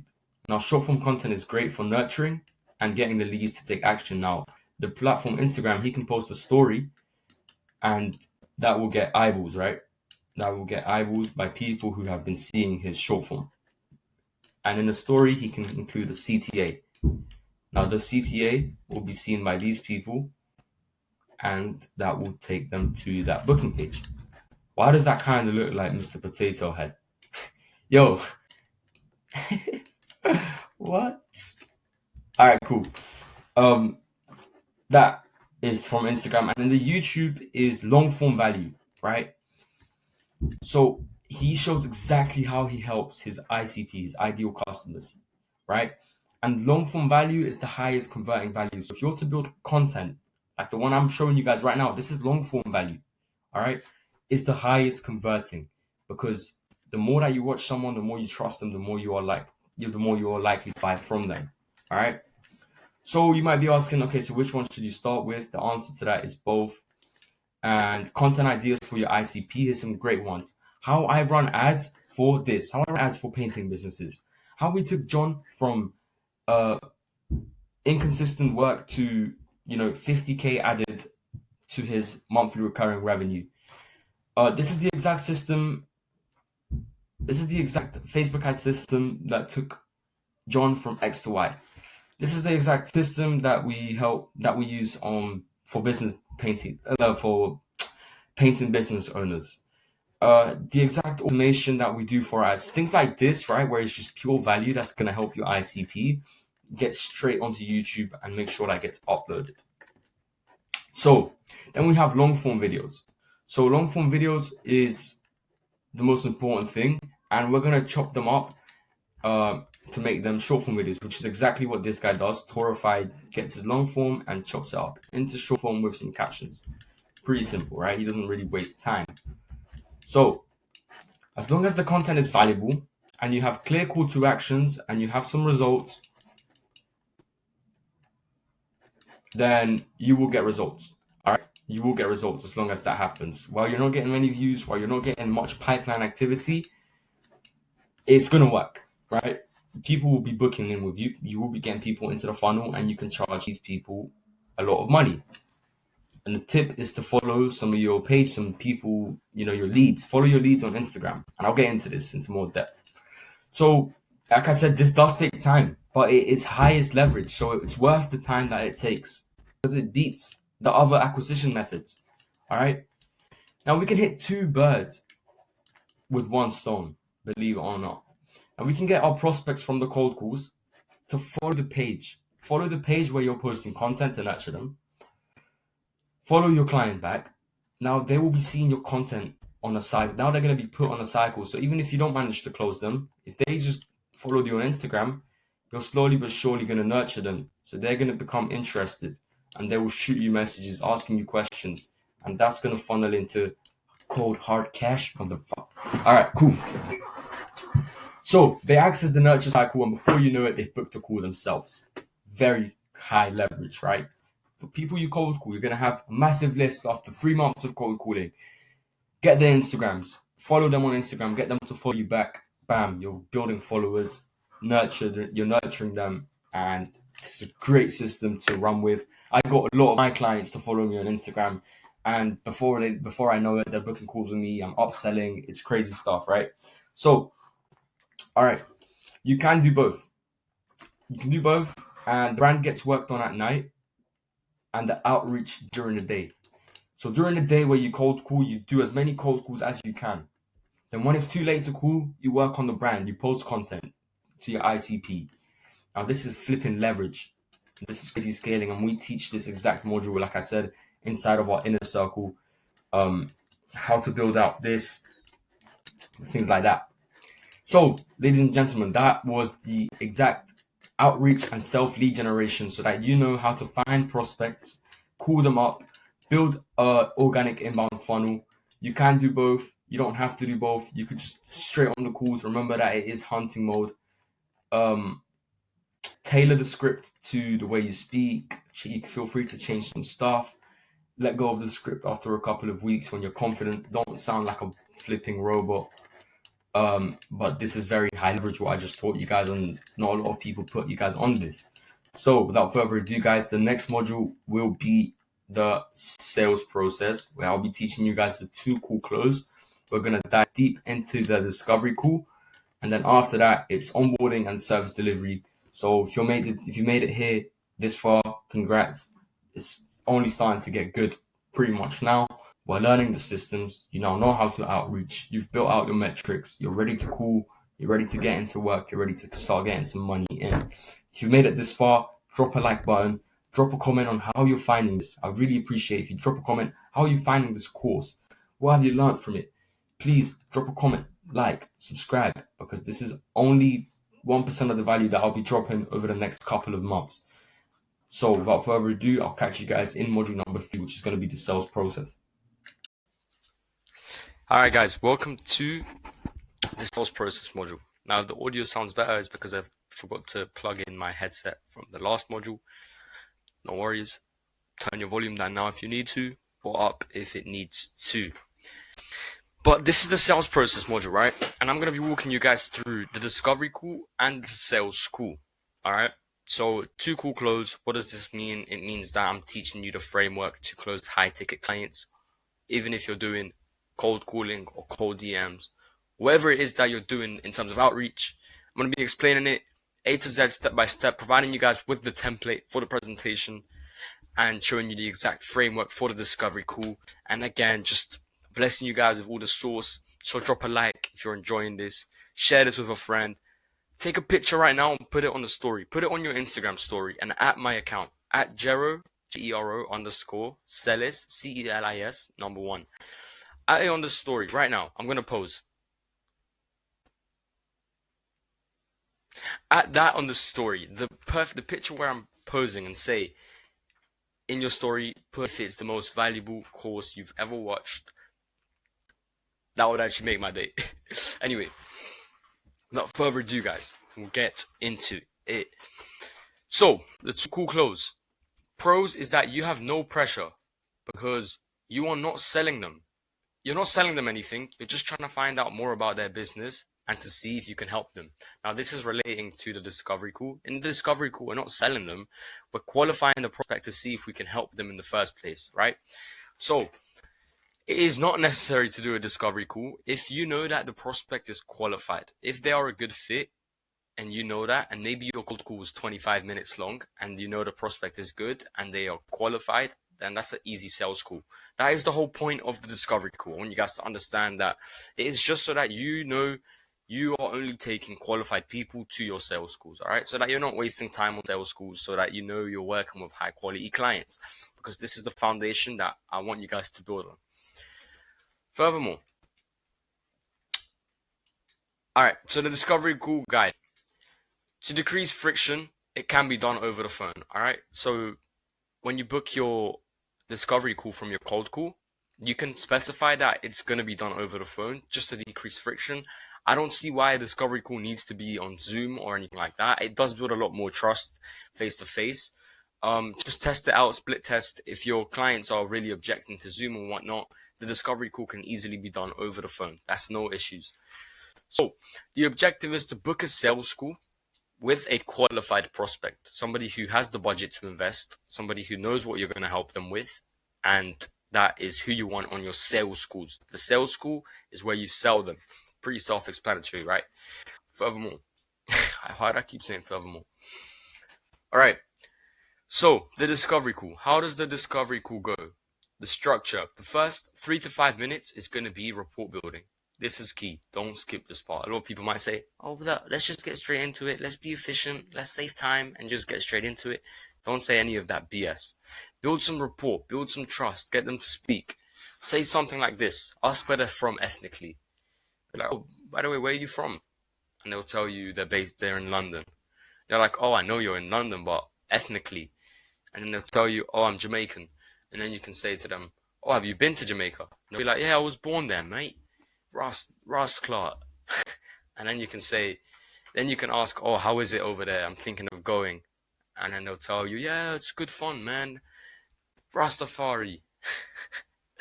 whatever. All right, cool. They can talk about the food, the people, tell them about the weed in Jamaica. Whatever it is. All right, just build rapport based on the country. And if you're an introvert, it is time to change that, my brother. It is time that you stop believing that you're an introvert. Change that. Now you're an extrovert. Now you can communicate with people normally, all right? So this goes something along the line. So once you've done that part, you can say something like, all right, John, This call is pretty chill. I'll just be asking you some questions specific to your business to see if I can help you. Does that sound good? John will say, sounds good, mate. Here are some of the qualifying questions for the discovery call. So you can ask them, how are you currently getting your customers? Then they're going to tell you their current acquisition systems. Then you can say, what would their biggest struggle be right now in terms of marketing? They will tell you what they're not doing.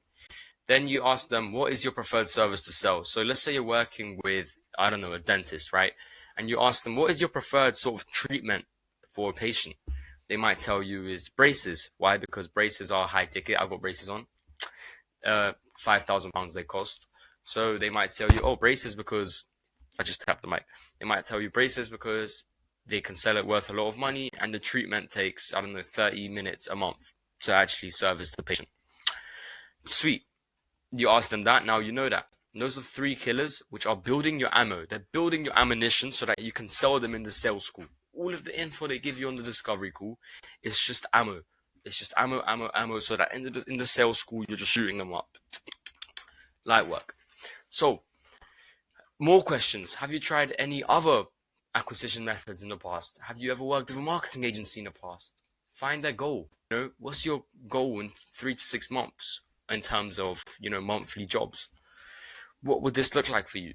Now you're building. This is you. You, my friend, are Bob the builder because you build. You have to build. Whatever they respond, build on that. Build and dig deeper into the pain points, right? Pinpoint the pain points, where they are struggling, where you think they are struggling, where you think there's value to be, inputted. You have to dig deeper into their problems. Are they only getting work from word of mouth? Are they doing other stuff, but they're not doing it properly? What is the cause? What is the outcome of them not doing this properly or of them not doing this at all? What are they missing out on? What is the old way of doing things and the new way of doing things? All right, this is very important that you're building because now we're getting closer and closer to that sale. All right, so if the only source of acquisition is referrals, we have to get them to understand that this is like hoping for the best all year round. So the business relies on hope, which is not what you want your business to rely on. All right, so build on their responses. Ask follow-up questions. And do not use a script for the discovery call. Don't use a script. It needs to be as genuine of an interaction as possible, as human, right? Which actually prevents you from getting nervous. Because if you think about it, most people get nervous because they are trying to sell, all right? And right now, we're not selling. We are diagnosing, all right? We are just trying to see if they qualify for our service, not the other way around, all right? Now, we'll put it here, right? Would you trust a doctor who prescribes you some antibiotics and some medication before they even ask you what illness you have? Would you trust a doctor? Probably not, right? Probably wouldn't trust that doctor. And this is exactly how your prospects feel when they don't know you and you take them straight to a sales call. So if you cold call them for a minute, and you took them straight to a sales call, you're asking them to pay you money. They're like, what the flip is wrong with this guy? Hang up. Sorry, I'm going to speak to my wife. Hang up. All right. So, we need to diagnose and then prescribe. We need to find out their pain points and then we provide our solution. Find out the current marketing budget. Got it, John. And how much are you currently putting aside for marketing at the moment?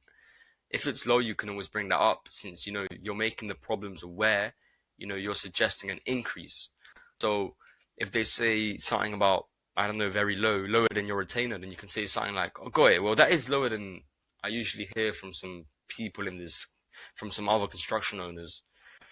If you knew something was about to work for you, would you be opposed to investing more? They would obviously say no, unless they are retarded, like I said. And if they are stingy and they say they don't want to invest in, then that's fine. This is only the discovery call, so you don't need to flipping sell them. You can just say, no worries, finish up the discovery call. You don't book a sales call with them. That's all good. So this 10 to 30 minute call, which is the discovery call, just told you exactly how to sell them. Exactly how to sell them. All right. So we wrap it up and we book the sales call. Now, here's some tactical ways to wrap up the discovery call and book the sales call. Now we're in control. We've gathered information. Now we need to see if they are suitable for our services. you can say the following. Okay, so I've been taking notes and I'm confident we are able to help you with X, Y, and Z, of helping you find a proven way of getting quotes, high quality quotes booked into your calendar. What we'll do now, again, this is future pacing, guys. This is guiding their thoughts. What we'll do now, we're also assuming it. Since I have a call in 5, we'll just schedule in a call where I can show you exactly how we can help you. Bam, perfect. And then we're using the illusion of free will technique. As soon as we say this, we say something like, would tomorrow evening or morning work best for you? Or would tomorrow morning or evening work best for you? Then they'll tell you, oh, tomorrow evening. Again, we've just booked in a call and they thought they made the decision. They thought they made the decision to book for morning or evening. We put them in control, when in reality, we guided that decision, right? So you just guide that thought. So let them know that this is going to be a Zoom call or a Google Meet. So get them to download it on that discovery call if they don't already have it, right? And now, my friends, you have a real sales school. You've got a sales school that essentially is 80% already sold. All you have to do is show them your systems, the results you're going to get them, and get paid. All right? So the sales school. And we're going to be covering the sales school, and then we're going to be covering how to close it, and then we're going to be covering some sales techniques. So here's the presentation template, right? So I am giving you guys this template, right? Not for you guys to copy word for word, because we have to tailor. So based on this template, create your own template. Now, every time there is a successful discovery call, which means you booked a sales call, we have to duplicate the template and add some things so you can now tailor it to that discovery call which you just had, because we just loaded up all this ammo. If we don't use it, then we don't have any shots to fire. But if we use this ammo that we just got from the discovery call and we put that in our presentation, tailor that presentation to that customer, they know you care, they know you're going to help them. You took time out of your day to make that presentation just for them. Well, in reality, you're only changing a couple things. Make an extra slide about their current biggest problem. Make an extra slide about what they told you. Make an extra slide about, the struggles that they're facing. Add their logo on one of the slides and mention them. This thing makes a difference. Now, it doesn't have to be a lot, but enough for it to be noticeable that it was tailored. All right. So I'm going to walk you guys through this presentation, which is the one that me and Ilyas use to close most deals. In terms of, obviously, this is just a template. Most of it is tailored to our sales calls, to our discovery calls. So let me walk you guys through this template. Slide number 1.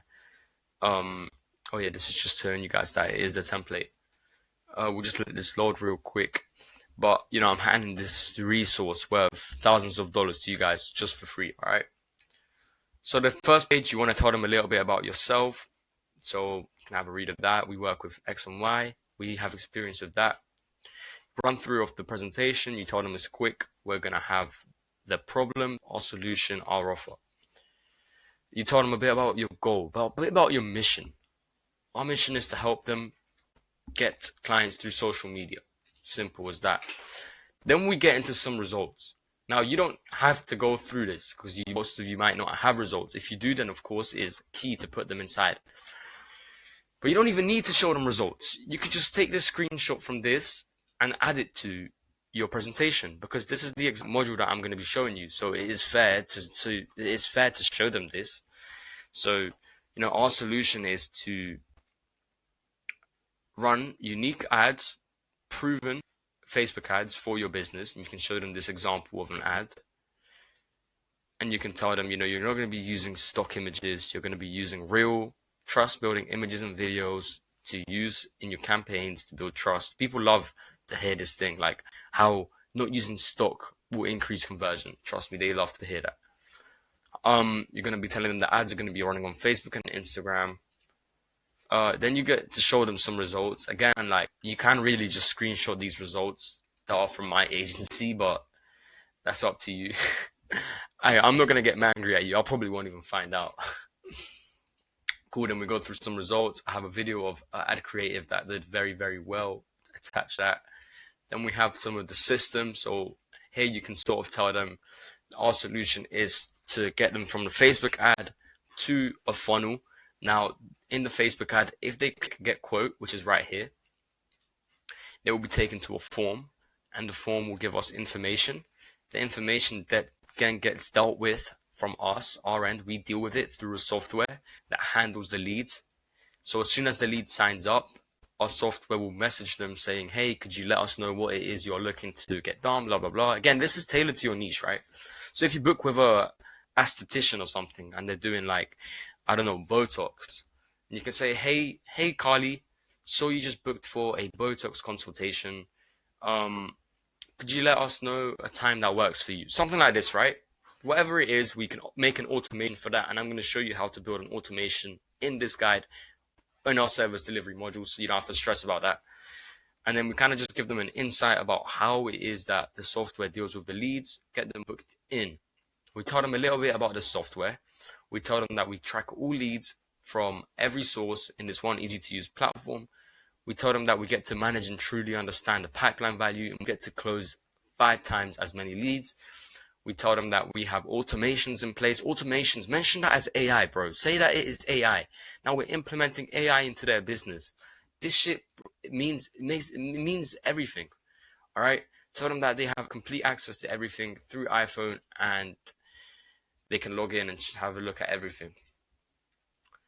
If you're doing social media management, this is very simple. This is Canva flipping, made on Canva. You go to Canva, black screen, and you get to build a little themed page, right? This is perfect for a theme page. So if you're doing social media management, take this as an example on what you guys should do. Anyway, tell them that you're going to be optimizing, managing, and growing their page to build relationships with customers and build longevity and get reviews and build trust. There's so many benefits of social media management. Tell them that their competitors aren't doing this and you're going to get ahead. You just have to tell them the outcome, not necessarily the process. Don't tell them you're going to go on Canva and you're going to do this. You tell them that it's going to build trust, and through trust, they're going to get more customers. All right, always want to relate to the outcome. Ask them if they've got any questions, and then get straight to your offer. You know, this is a very tactical slide, and let me just play it out for you guys right here. So we kind of tell them, if this bumble club wants to load. So we tell them our offer, the value of our offer. So we tell them that the marketing campaigns cost $1,997 per month. The Go High Level software costs $297 per month. The social media management costs $997 per month. All of the automations, setup, and management costs $997 per month.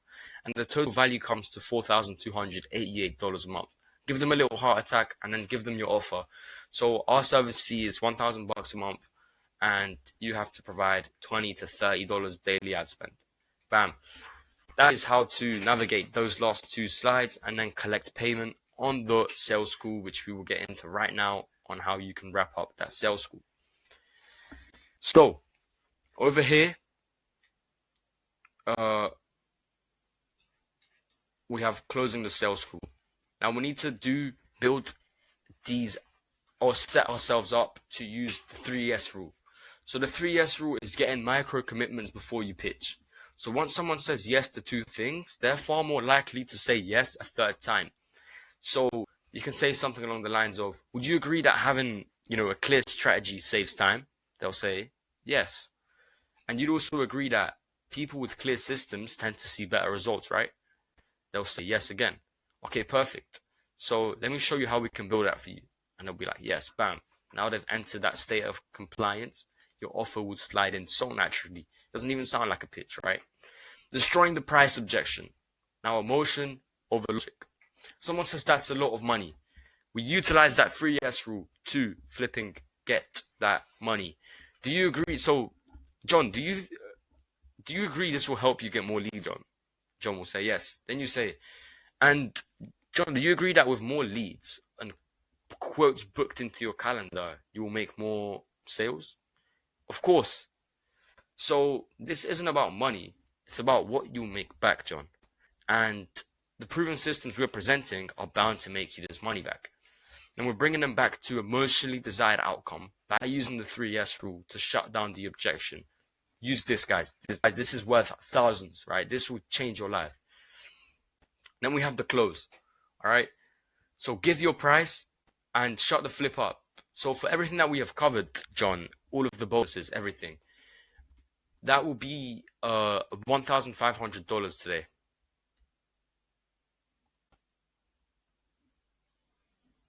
That's it. You gotta be silent. You can't speak. They have to speak. All right. Have a payment link ready upon their yes, and don't let them jump off the call without first having received money. Here's how to get paid on the call, right? If they're resisting 100% to paying in full, so paying your complete fee, let's say in this case $1,500, if they're really resisting, you can do payment plans, right? So if they don't have the budget, you can work with them. Tell them that, you're happy to do a payment plan that works for both of you guys. There are some options like 50% upfront, 50% after 30 days. So that's $750 upfront, $750 after 30 days. You can do something performance-based like 50% upfront and the rest once they've made that money back from a job or something like that. If they still object to that, and tell them you're getting more volume of work, so tell them that you're really packed with your work and your pricing is about to double. Say, we're about to actually increase our pricing to $3,000 a month, John. But since you're willing to help them and work with them, you're going to put them into a deposit package. Now, you've just told them price is going to increase to £3,000. And they don't want that to happen, right? If you've built enough interest, then they would kind of get worried. So you're going to tell them that you're happy to work with them, and then all they have to do is put down a small deposit. This deposit will prevent the price from increasing, and they will get a small doses of your service. For example, maybe a couple of vids, and you optimize the Instagram, right? So now what this has done is you've got money in, you're doing 5% of the work, and now they're more likely to buy into the full thing, right? So this is how to get paid on the call, right? If you try all of this and you still don't get paid, then whatever, at least you tried all of this. Because once you try all of this, you'll definitely be getting money in. So this is you, right? At the end of the sales call, if you close the client and they have paid, the next step, guys, is to book our onboarding call. So they've paid now, so no need to use psychological tactics, all right?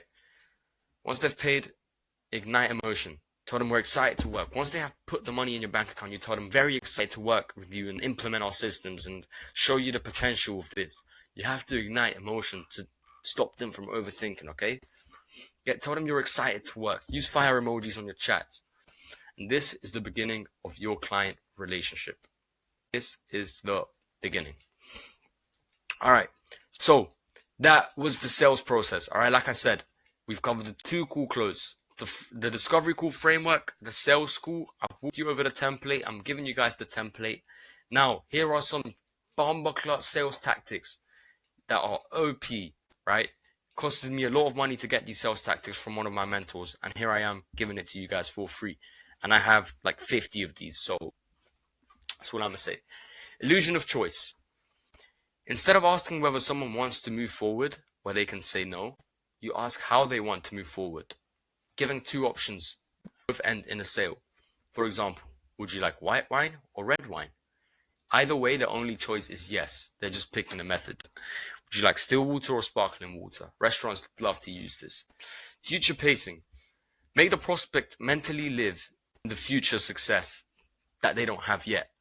So put it in their mind like this, right? 6 months from now, imagine waking up to 10 leads a day, your Stripe popping off, and not worrying if work's drying up. So obviously this is kind of tailored to them. So imagine you wake up, you have 2 qualified quotes booked in for the day, and you're securing 50% of these. If they can feel it, they will chase it. All right? Benjamin Franklin effect. Small favor now, big favor later. It breeds compliance. For example, shoot me a quick message. Shoot me hello. Send me hello once you book that call in. Something like that, right? Bring them to heaven, drop them to hell. Paint the perfect outcome, then rip them back to where they are right now. Like I said, we'll be getting you 2 quotes booked or blah, blah, blah. Imagine you're getting 2 quotes booked every day and you're at a 50% closing rate. John, that we're talking tens of thousands of dollars every other day just from these proven systems, John, how would that change your life? You'd be able to invest in a team and blah, blah, blah. Then drop them to hell. But right now, we're only getting work from word of mouth. So you take them up and you drop down. Embedded commands. So, you hide persuasive suggestions inside normal sentences to slip past resistance. This one's key. So, a good one, right, is something like when you start seeing clients or when you start seeing a lot of leads in the pipeline, you'll realize how long it took you to make this move. So in a way, like, they're going to process the command without fighting it. The 3S rule, we have covered that. Everything is a sell, right? So, for example, frame everything you offer like a bonus gift. So even if it's already in your package and they ask about it, say that you often not include that, but for them, you're willing to include it. Always make everything a sell, right? So most people charge extra for this, but I'm sorting it for you at no extra cost. So normal features, which are already in your program, feel like massive extras, right? We've got language traps, like only people who don't understand growth would call this expensive, but you're smarter than that. Disagreeing would mean calling themselves dumb. So exactly, you can be saying things like business owners that understand this is growth will take action. Business owners who don't understand usually stay stuck where they are. So you're kind of just putting it out there without being so direct. Indifference is magnetic. So the less you chase, the more they want to be chosen. So you can always say something like, totally cool if this isn't a fit. I mean, I'm only looking for the right person so we can actually build something long term. Because now when you say this, you're not chasing, because they want what they feel they might lose. So if they see you're not chasing, they'll want you. Same thing with girls, bro. If you're not chasing the girl and you're chasing your goals, they don't want to lose out on your potential success. They value you because of what you're doing. They're more likely to chase you when you don't chase them. And self-selling, let them convince themselves. So ask them, what do you think would be the benefit of this service for you? And then they'll start giving you pretty much the features. And then ask them, do you really think staying where you are will change that? Do you think doing the same things you're doing right now will lead to growth? They say no, they just sold them. These are some flipping fire sales techniques, right? Which I'm going to have in the resources for you guys. It's too much value, man. Without further ado, guys, I'll catch you guys in module number 4, 3.5, which is onboarding. But I just told you guys how to flipping sell like a king when it comes to SMMA, the 2 call close, making sure you guys are selling high ticket and not low ticket. Catch you guys in module 3.5, I guess. Alright guys, welcome to the penultimate module of this 2025 agency blueprint. Now, before I move forward with this module, I will be showing you guys, how to onboard clients the most effective way and some alternatives. So, real quick, this is module 3.5. So the next module is going to be service delivery. Don't get the two confused. This is just making sure everything is ready so that when you're ready to run your service delivery, there's not going to be any roadblocks or any problems. Without further ado, let's dive straight into it. So onboarding. This is the stage of preparation, right? For service delivery to begin. You need to have access to the accounts of your clients and have your backend system sorted so that everything is ready to run.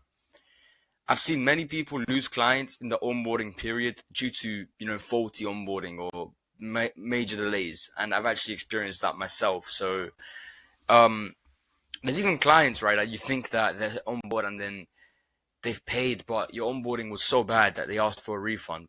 That's exactly what we're going to avoid today, right?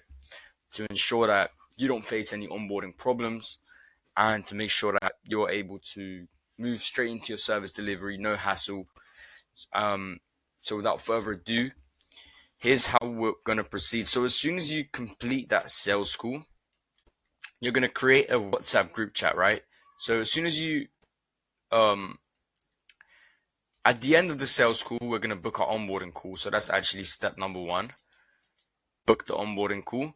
Ask them, what their availability is like tomorrow. So at the end of the sales call, once they've paid or they've agreed to work, whatever offer you're running with, you want to book your onboarding call ASAP, right? Because we need this immediately to get to work. So we're going to create a WhatsApp group chat after that call is booked, after the sales call, create a WhatsApp group chat, add the client and encourage them to add any team members, business partners, So then you create that WhatsApp group chat.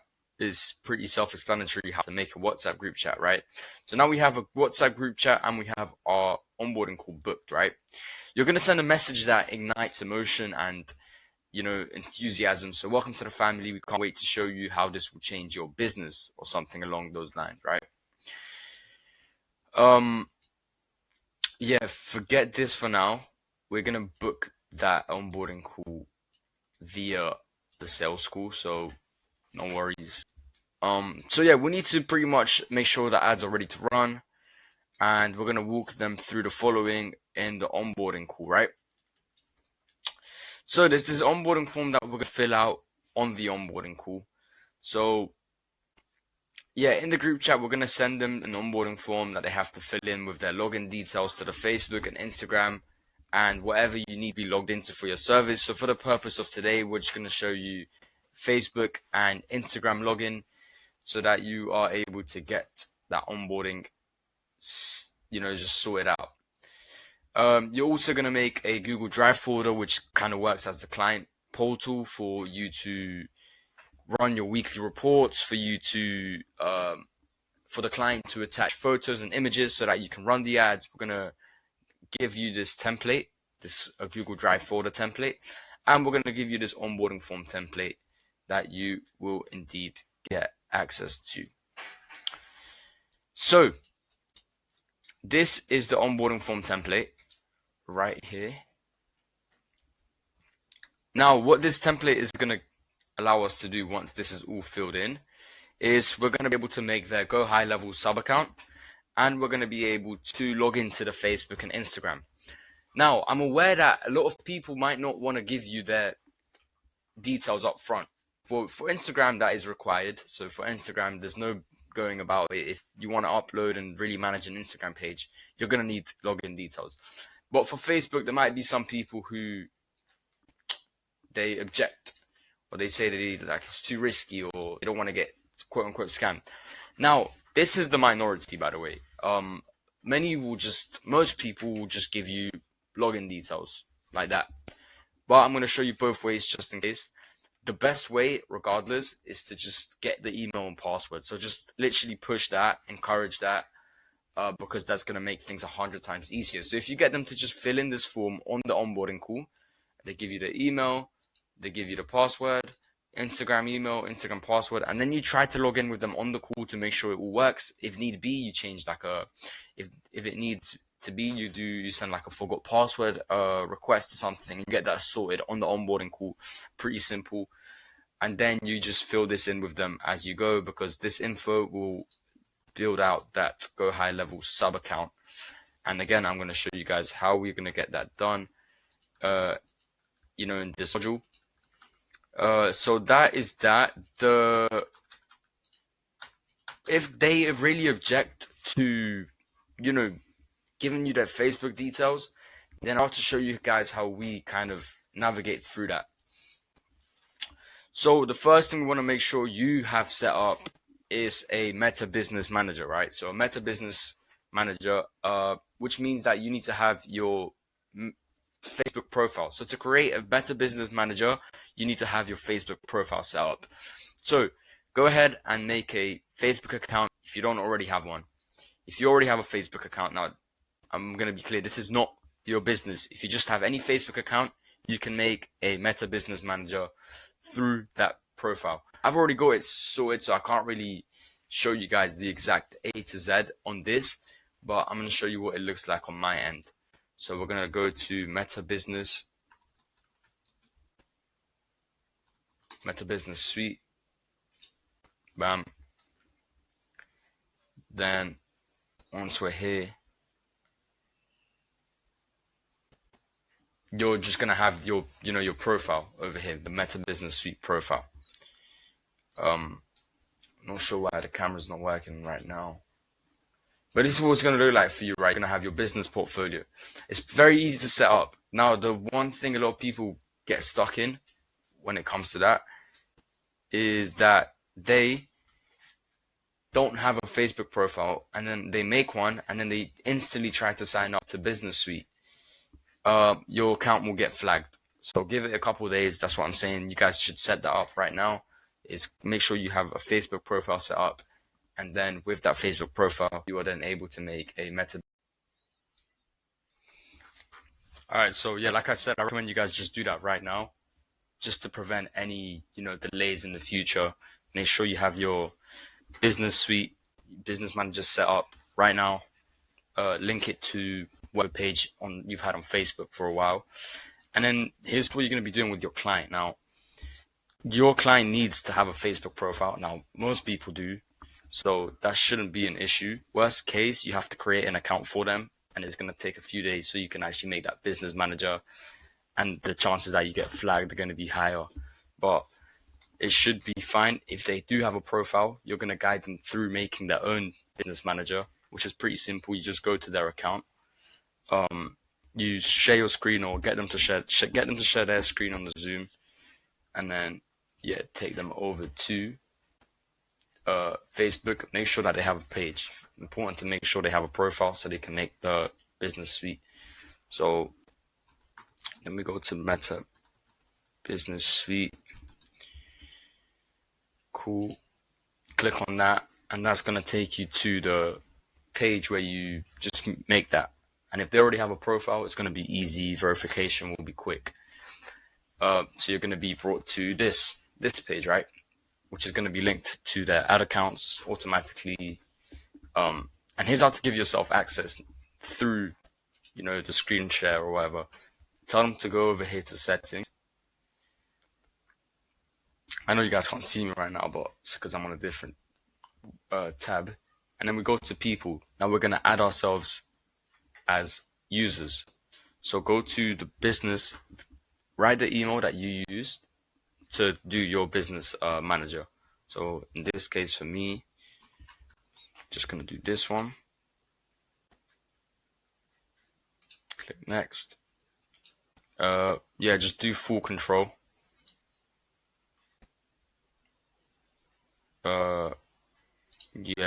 Give access to the ad account.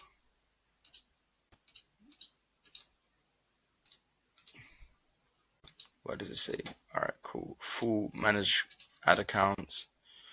Just give control to everything just to make things easier. Then we click on next. Then we send ourselves the invitation.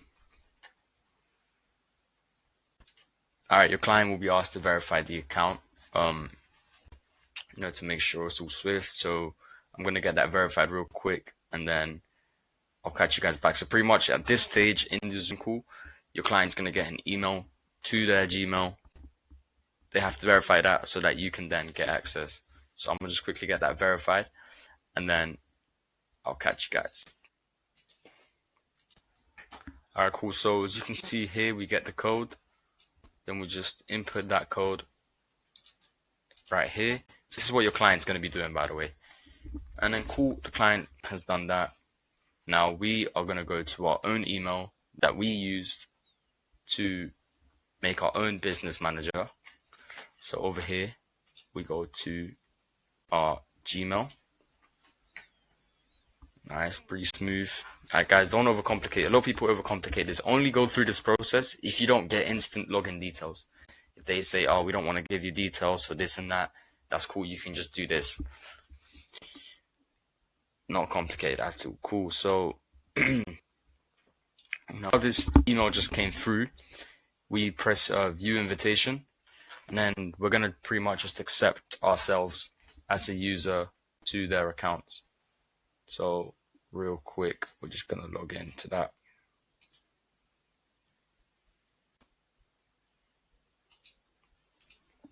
Bam. Yes. Continue. Accept invitation. We're just waiting for this to get approved. Okay, lovely. So now we've accessed that through our own Meta Business Suite. So you can see over here, here's our business portfolio. So now we've got access to them. And now that's going to be pretty simple. The next step is we go back to there. Then we go to add accounts. Then we go to assign people. As you can see, we already are a person with full control. If you're not a person with full control, then you just click assign people, manage ad accounts. You just give yourself full control over here. Bam, we have full control to the ad account. You can literally head over to our Facebook, our normal Facebook profile. And we click on see more. Then we go overhead to ads manager, just to make sure we can run ads from their ad accounts. We can simply do the following. Once this bomber clot thing loads, we're going to pretty much click over here, and then we will see if we have access to the ad accounts. It should pop up in the next few seconds.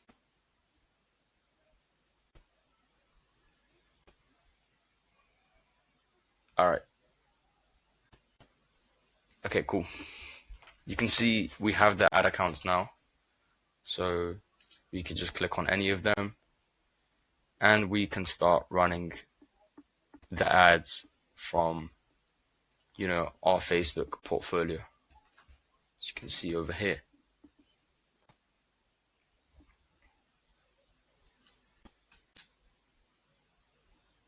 I'm just going to quickly switch to this one.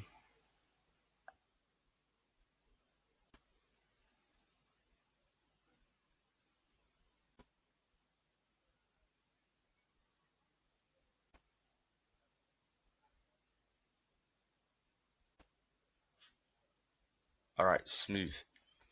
So as you can see, now we have access to run the ads.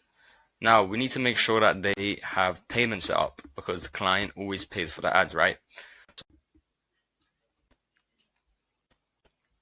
All right, so when it comes to getting them to add their payment methods, it's pretty simple. You get your client to go to their business manager, right? You're going to obviously go to the settings, and then over here you go to ad accounts, and then whatever account you're running the ads on, whether you want them to make a new one, they can just quickly make one right here, create a new ad account. You can fill this in with them. Or if you're going to run ads in an existing ad account, you just click on whichever one you're going to run the ads on. You're going to open that up in the ads manager, and then you're going to head over to the settings once it loads.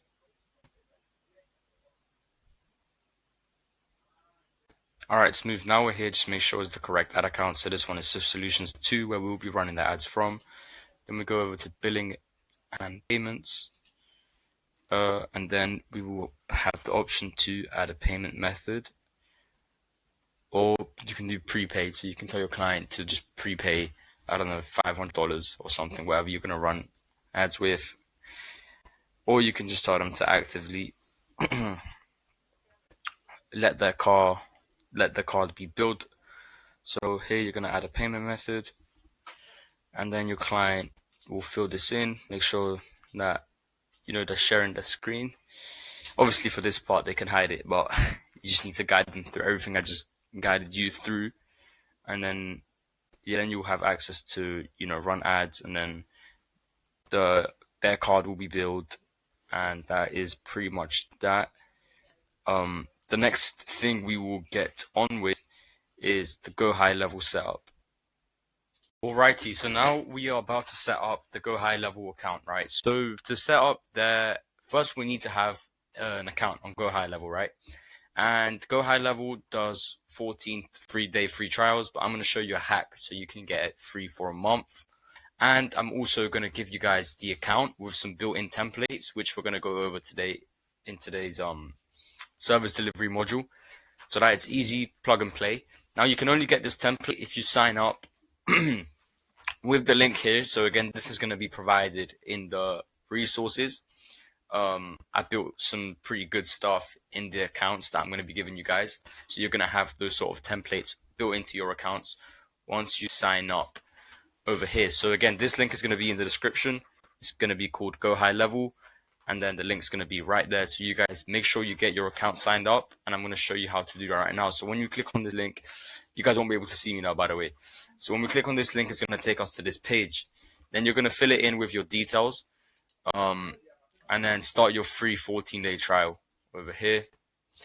Now, here is key that we choose the 297 a month plan. So if we choose the 297 a month plan, means we have more accounts. So we are able to take on more clients, more sub accounts. If you have the 97 a month plan, you have only one location, so it's not really ideal.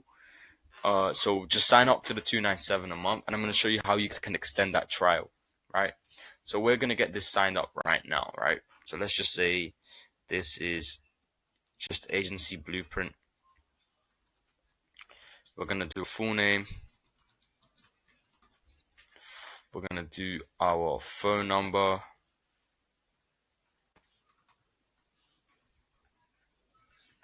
And card info. I'm going to pause the video for this, but you guys need your card information. It's going to bill you like $1 and it's going to refund you. So you have to do this so you can proceed and have access to this beautiful software. Give me a second. All right, now it's going to take us to this page right here where we are going to verify our email. So we'll just get this done real quick. Gmail.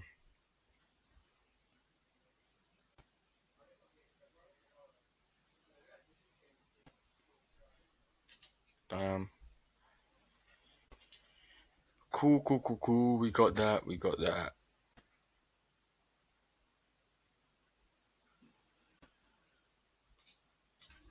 Over here, we go back to the Blueprint account that we just made. Click on allow, whatever. Yes, you guys can get noties. And then we're just going to copy and paste that, which we can't, so we're going to have to memorize it. 876869. 876869. Now I'm going to get a link sent to my phone number, so I'll go get that real quick.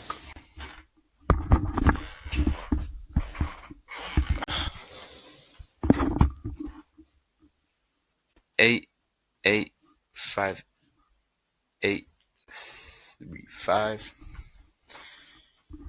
Alright, now I have to do this, so I'm going to pause and get this filled in. Because through these questions, you guys could just say, as a marketing agency, do you plan to resell? No, I don't plan to resell. What industry are you in? Just doesn't really matter, just say marketing agency. How many clients are you managing? Put 1 to 3. What platforms are you using? Skip. And then you can just get your onboarding call, but nope, we're gonna get taken to our account. Okay guys, so you're gonna get asked to import a snapshot. Now this is the snapshot. If you use the link to sign up, then you're gonna get the snapshot, which has automations built in, which we're gonna use for our Facebook ads. I'm still gonna show you how to make an automation just so you guys are aware and you're not relying on my snapshots, so you can build pretty much anything you want to build. I will show you guys how to do that. But we're going to press yes, import now. And now we're going to have this snapshot, which is called Agency Blueprint Snapshots. And it has a lot of things. All right. So what we are going to do now is we're going to go to sub accounts and we're going to create a sub account. Now, remember, I gave you guys that form. This is the form that we're going to use to make that sub account. So just click on imported snapshots. Click on Agency Blueprint Snapshots, select and continue, allow, and then we're going to click on add manually. So this exact thing right here is what I gave you guys on the onboarding form so that we can get this filled in, right? So you're going to fill this onboarding form with your client on the onboarding call. So you should already have these details sorted so you can make the sub account by yourself without needing the client's details. So it's exactly what we need right there. So I'm going to get that filled in with my own stuff, and then I'll catch you guys once that is completed.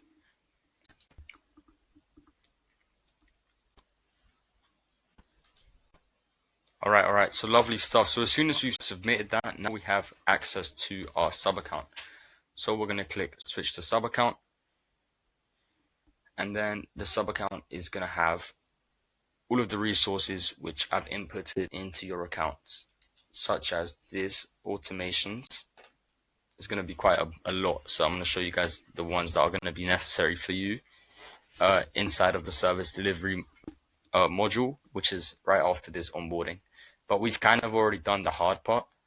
All it was just simply making this sub account. It's exactly how you're going to make it for your client. You know, all of this, guys, are automations and templates that I'm giving you guys, as you can see over here. But don't want to get you guys confused for now. The next thing we are going to do is we're going to connect the Facebook to the sub account. All right, so before we do that, I'm going to show you guys a quick little tactic so that we can extend our free trial, so that we're not under 2-week time constraint to pay the $300 for the software. All right, so when it comes to, I think 10 days before, let me double check. If we go over here to billing, and then we go to modify/cancel subscription. So after 6 days, you're going to be able to extend the trial. So that's going to extend it to 30 days. And then again, try to see if you can extend it a further 14 days after those 30 days. And then, yeah, once that's done, you should have money rolling in. Unless you're not putting in the work, unless you're not applying what I've told you, you should have a lot more than this coming in, so you can comfortably pay for Go High Level, which is the greatest investment is necessary in 2025 to do service delivery for your clients. All right, so that was that. I'm gonna quickly go to my normal account, my Go High Level, and I'm gonna show you how to just simply connect that Facebook account to the sub account. So cool. Now I'm here. I'm simply going to just go to my Go High Level. Please don't get confused. This is just a different sub account. You're going to still be doing this exact same stuff. So now what we're going to do is we're going to click over here on Connect Facebook. All right. Now it's going to take us to Facebook. You're going to press Continue as Geronimo or Continue as the Facebook account. And now we're going to have that connected. Now it's going to ask us which business do we want to have linked to this location. So we're simply going to choose whatever page we're going to be running the ads with. In this case, we're going to be running it with Swift Solutions Rentals. So now that's done, we click Done.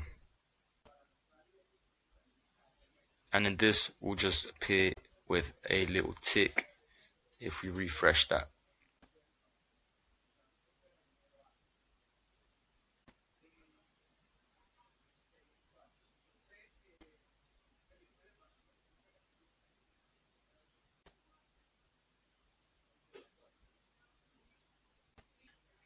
All right, so now you guys see that that's done. We're gonna go, yeah, cool. All right, the next thing you guys want to do once that is done is we want to make sure we have our phone numbers set up. So we want to buy a phone number. So we're gonna go to settings. We're gonna go to phone numbers,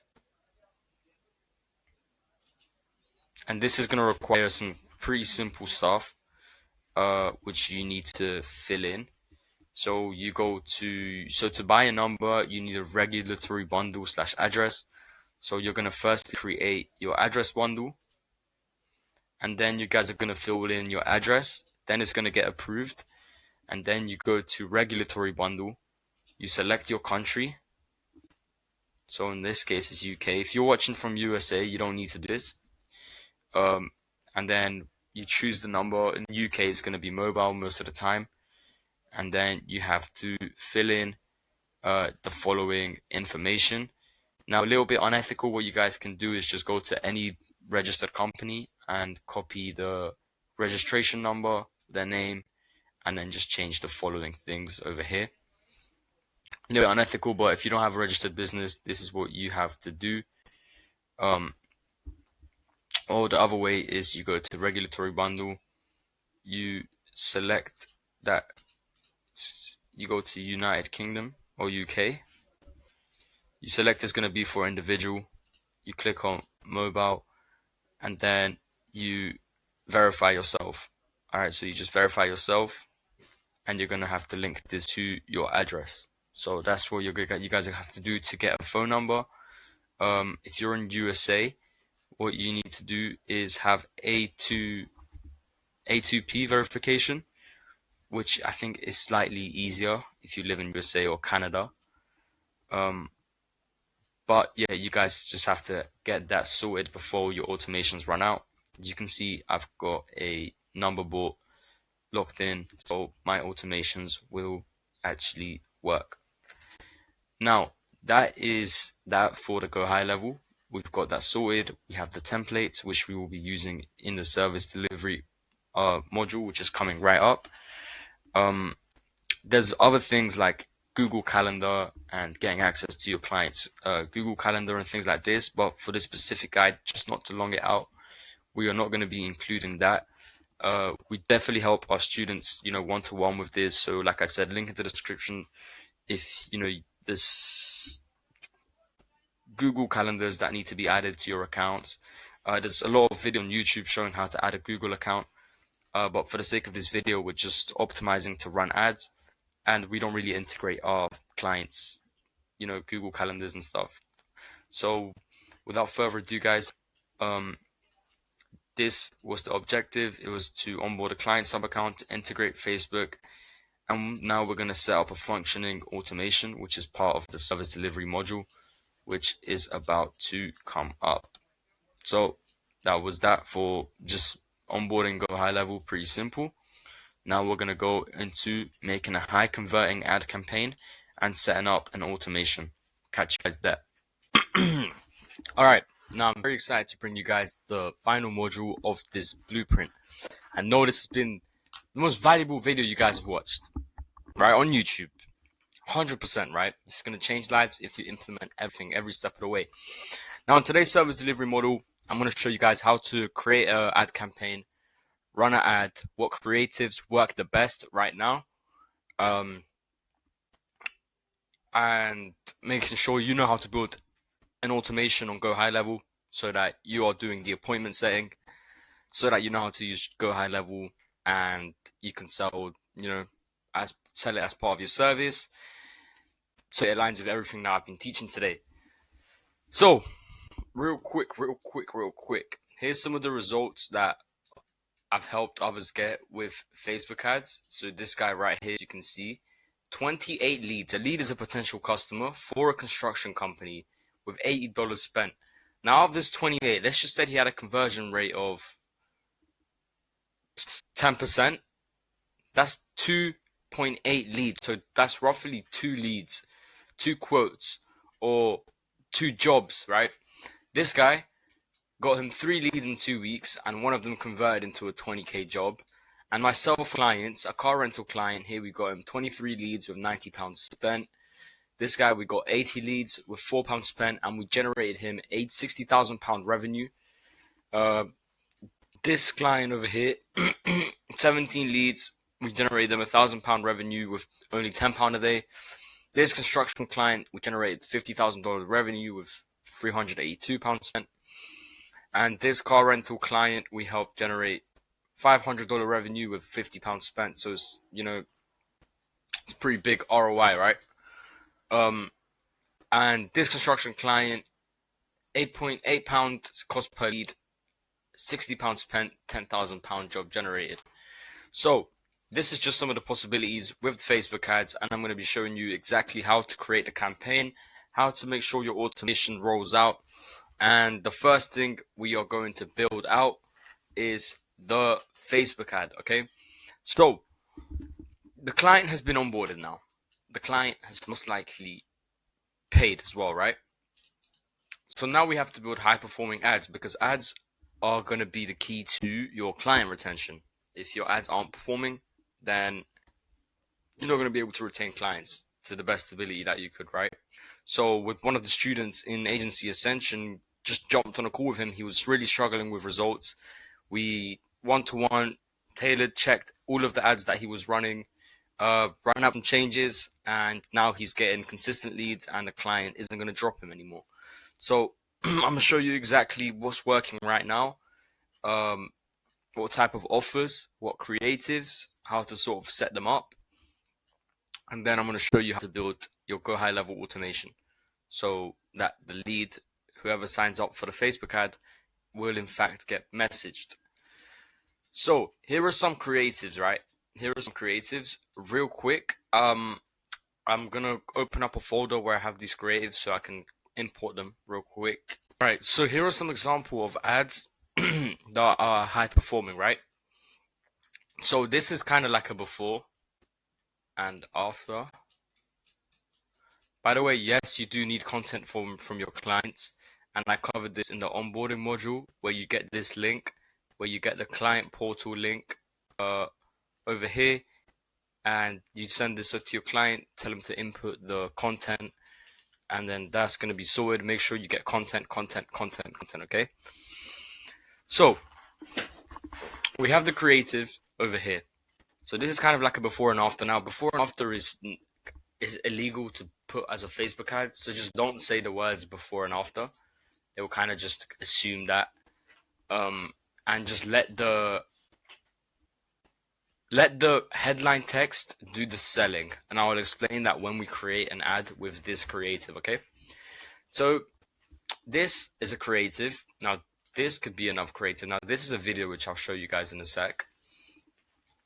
This is another creative. So the creative just is pretty much what people see when they look at the ad. So when the ad pops up, what is it? Are they looking at a video? Are they looking at a little edit like this one? Are they just seeing a photo?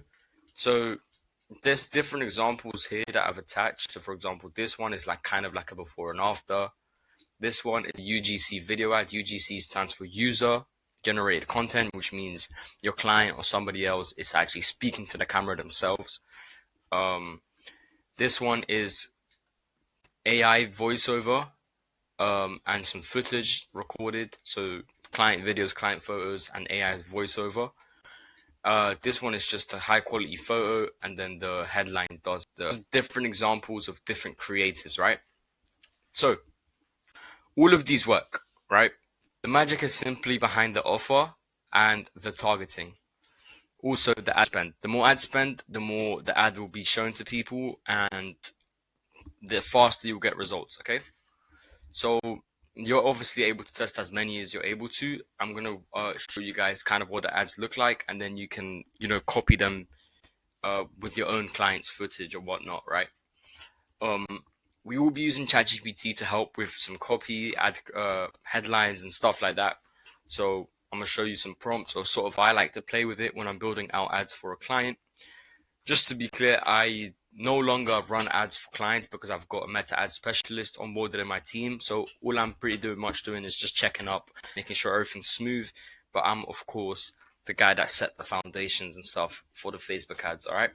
So initial prompt to ChatGPT is something like this. But let me quickly just tell you guys what high intent versus low intent is.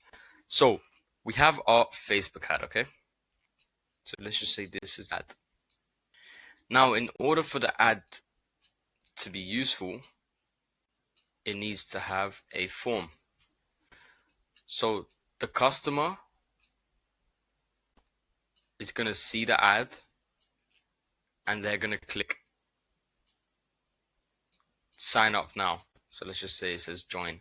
So the customer is going to click sign up now. Now that's going to take them to a form.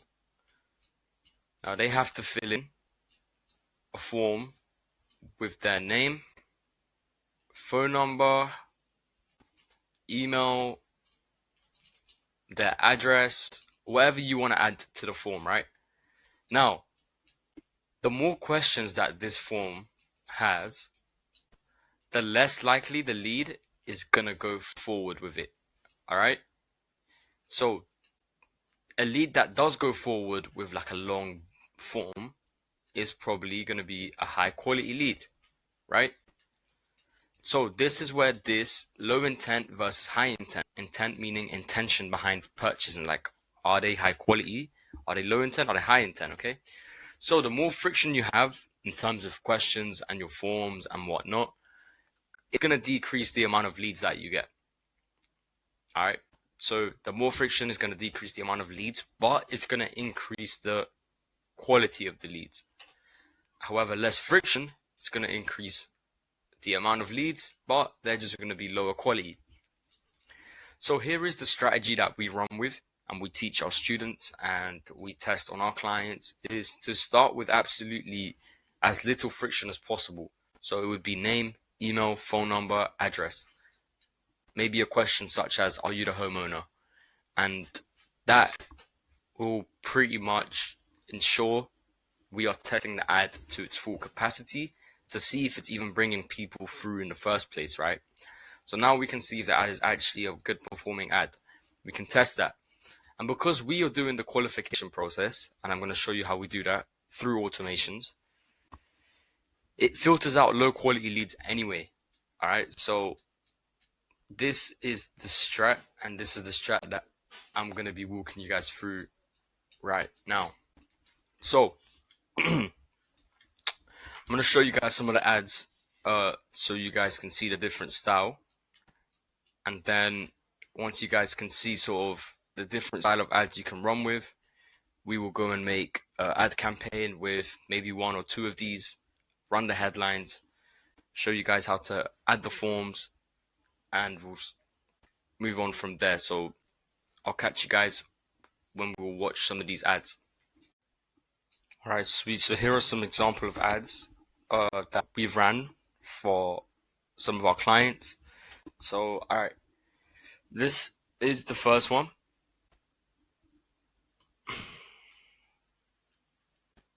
Well, the first one, you guys can actually see it over here. So that's no issue. But here is, for example, this one over here. This is UGC style, right?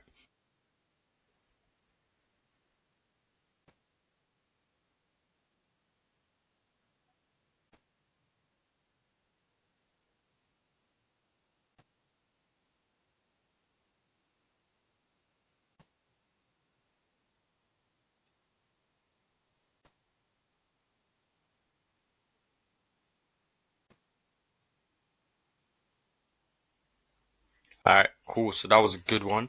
UGC is great. So if your client can record or he's willing to do it, then send him a script with the offer, and yeah, definitely, it's great to have in the ad ecosystem. So I showed you guys the photo ad. Here's another photo ad, just high quality. This was for a chauffeuring client. This is literally what comes up, and then a headline such as starting from £50 an hour. Book now, something like that. So that's very powerful. That one actually got us 19 leads in 2 days. Just literally that and the offer. So the offer ads are working really well. So today I'm gonna show you how to build that out. But this is a video ad as well. This is AI, voice, and footage. So most of you guys might have seen these from our other course. But this is a very high performing ad.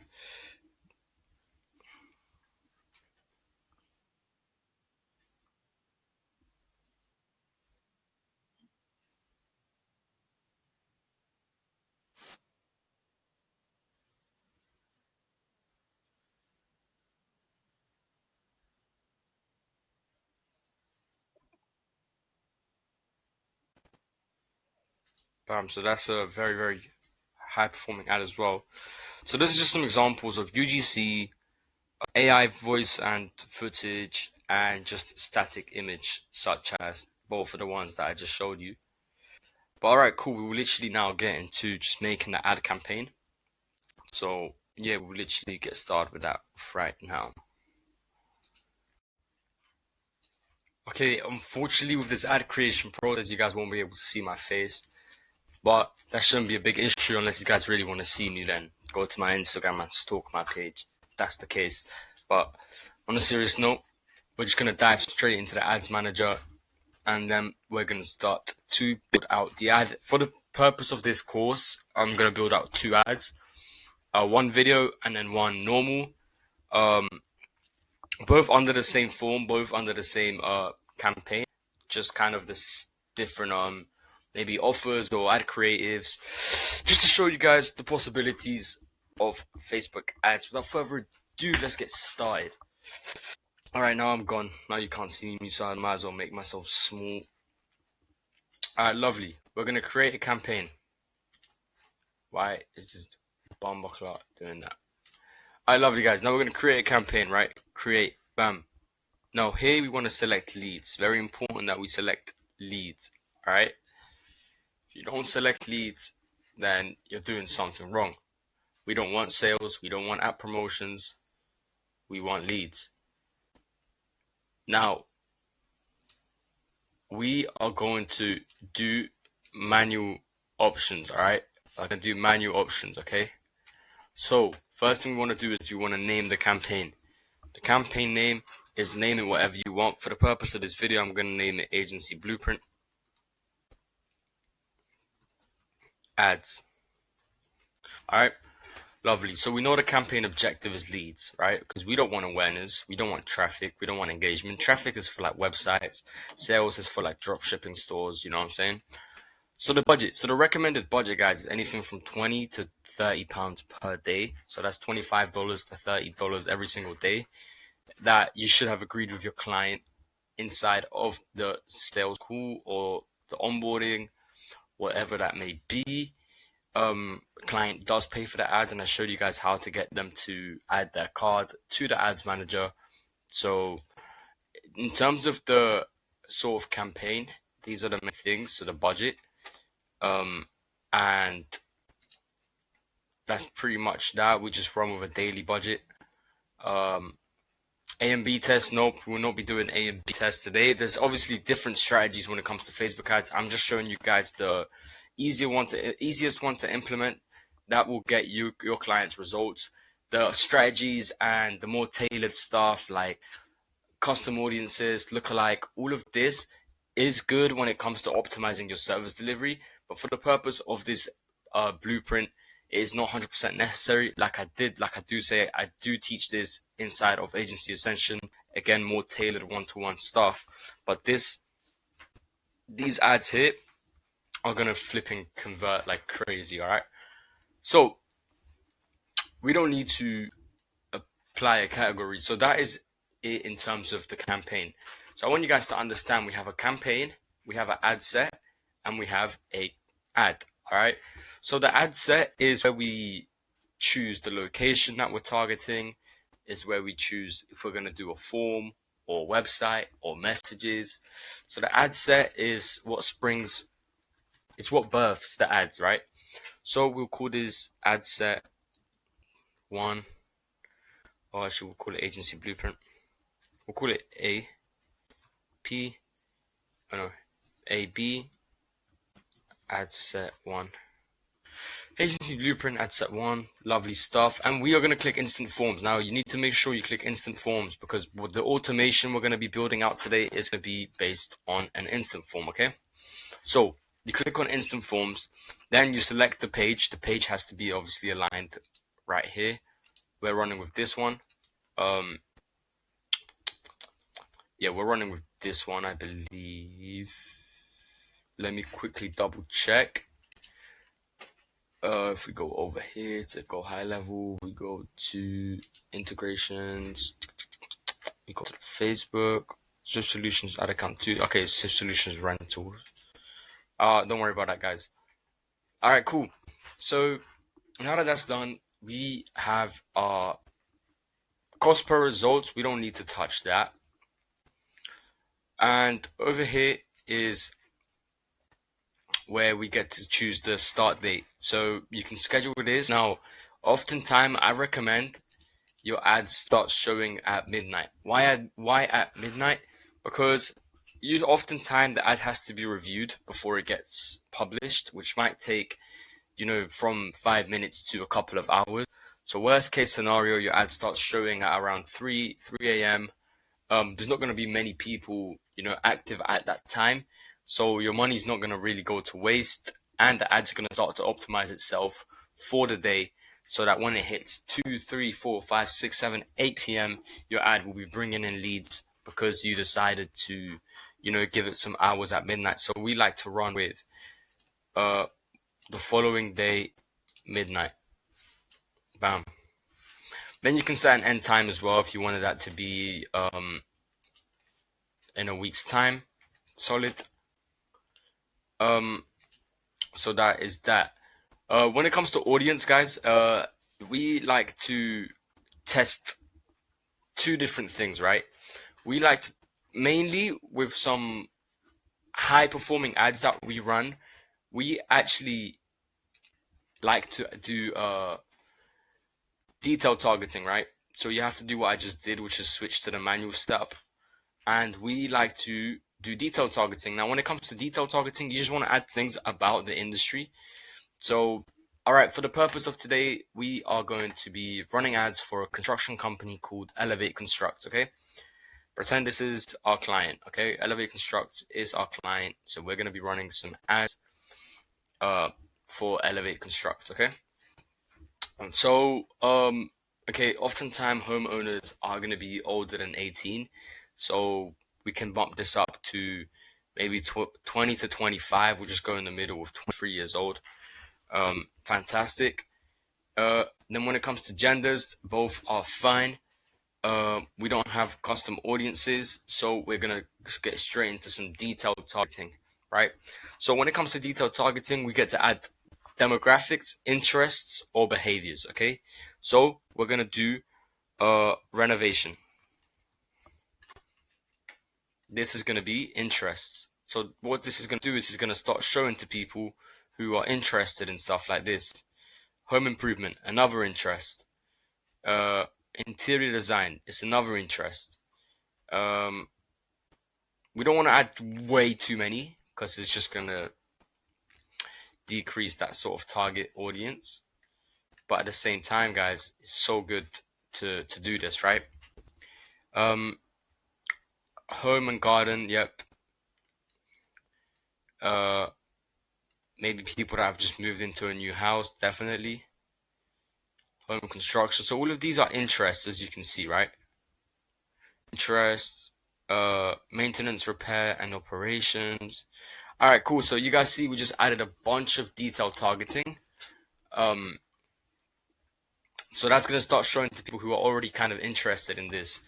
Now, what Facebook does is that when somebody's interested in a certain specific service and they maybe opt into a few forms or whatnot, Facebook is going to show that same person different ads. So, okay, cool. We've just done that. Languages, that's all good. So now when it comes to locations, guys, what we do is we like to target broad. Why broad? Because it's just more people, right? Now, for me personally, most of my clients who operate in London or wherever my clients operate, oftentimes they service those cities. So they work with pretty much the whole of the radius of the city that they reside in. So this is a broader campaign. You can do other campaigns where it's more specific. So for example, here I'll choose London and London, England, and then that is a very big radius. So I would definitely lower that to just these areas of London. If you wanted to hit specific areas such as North, all right. So for example, you wanted to do maybe some more specific locations. For example, this is just the area in London. Bam, this is a borough, right? We'll go for this. Now we have more of that, specific targeting. But yeah, we just like to run with something like just the city of London. All right, there we go. And you get to choose the radius. And if your client only services a specific area, then you can choose that and extend it.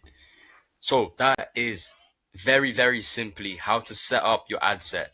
You choose your form, you choose your location, and you do some detailed targeting to hit that audience. All right.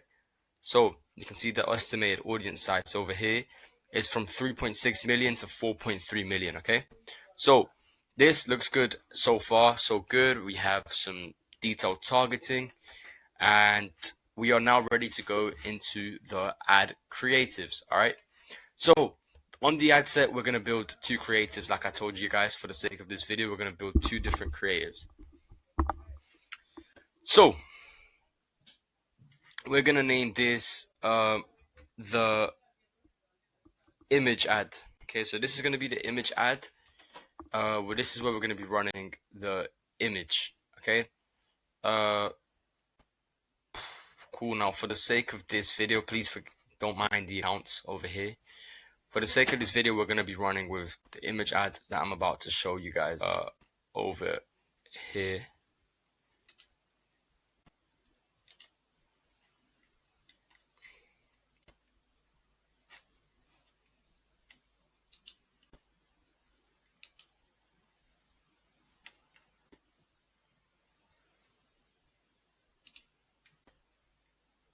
So lovely stuff. Now we go over here and we click on the creative. So we're going to set up the creative. We're going to go for image ad. Okay.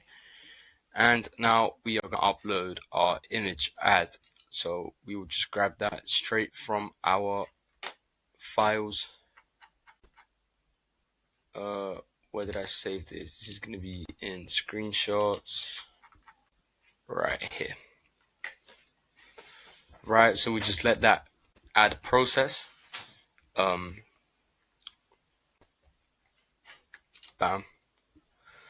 Then we optimize the sort of placement, so how we want it to look.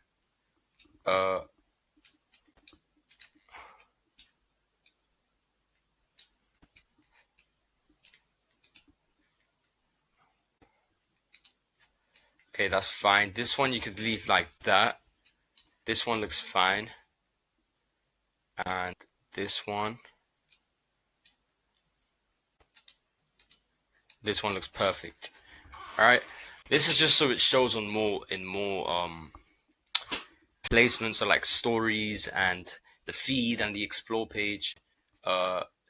It's good to have the recommended so that it shows. Oftentimes it's just going to show on the feed, so it's going to look completely normal. Don't worry about that. So now we start to build our text, right? Our primary text. So one of the offers that has been working great recently is, like I told you guys, the headline text with an offer such as this. From and then a price, right? So we're going to run with something like that. So since this is a landscaping, so we can just do transform. Oh no, we could just do from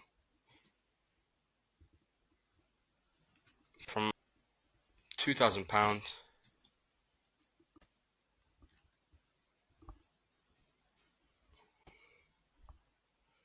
Get quote.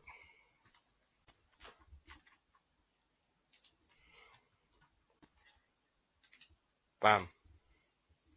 So from £2,000, and then you tell them to get a quote. Obviously, this is going to be headline. Primary text is different. Now we can try another headline. We can try starting from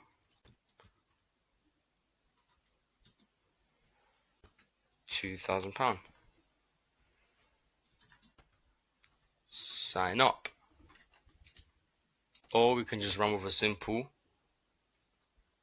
get a free quote. All right. So these perform the best, something with like a price. I'll show you guys in the video ad that we're going to run with how exactly this offer works, but get a free quote. So if your client doesn't have some lead magnet like this, you could just run with like a get a free quote. These are pretty powerful as well. So call to action will be get offer or get quote, one of these two. And now to build our primary text, we're going to start feeding ChatGPT with some information. So we'll go over here and then we're going to do the following. Help me with primary text. This is for landscaping and surfacing. London homeowners. Name calling is great because it targets that key part, and I'll explain that when ChatGPT makes some. Add some emojis. Tell them to click on get quote now. Free quote, and starting from, let's just say, certain price, right? £2,000. So now ChatGPT is going to help us make this primary text, right? All right, cool. Let's see what it cooks up. London homeowners. Bam. This is perfect. This is perfect, and it's even targeting it for the summer. Now, most people won't read the whole thing, right? So as long as you're calling the area and it's clear what you do and the offer's good enough, stuff like this will definitely work. Let's read this. Elevate Construction is offering premium landscaping and surfacing services starting from just £2,000. We're giving away free quotes this week. Whether it's a modern driveway, garden makeover, or patio upgrade, we've got you covered with stunning results that boost your home's value and curb appeal. Nice. Spaces are limited, don't miss out. Click get quote now. This is actually perfect. This is perfect. This is perfect. This is perfect. Now we get to add that, and then we add the rest of the text like this.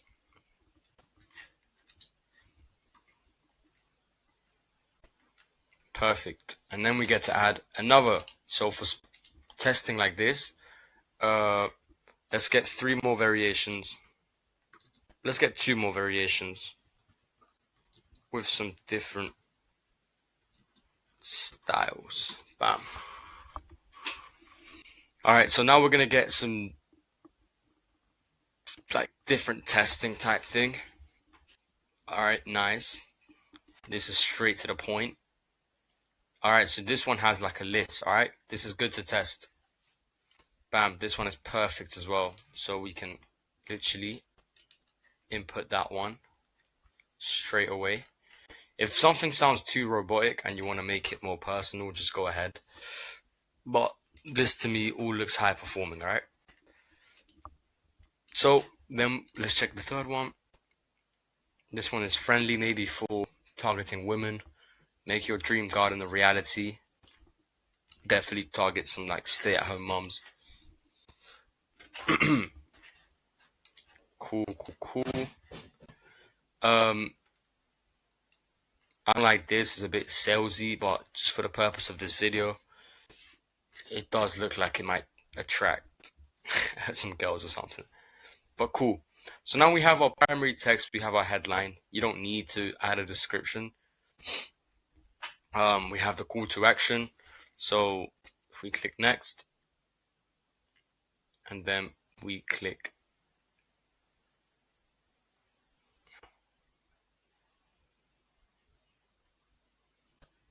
done. See, like this is what it's low-key going to be looking like, and it looks fire. Bam. So now we've got this, right? This is sorted. The ad is going to be showing. Okay.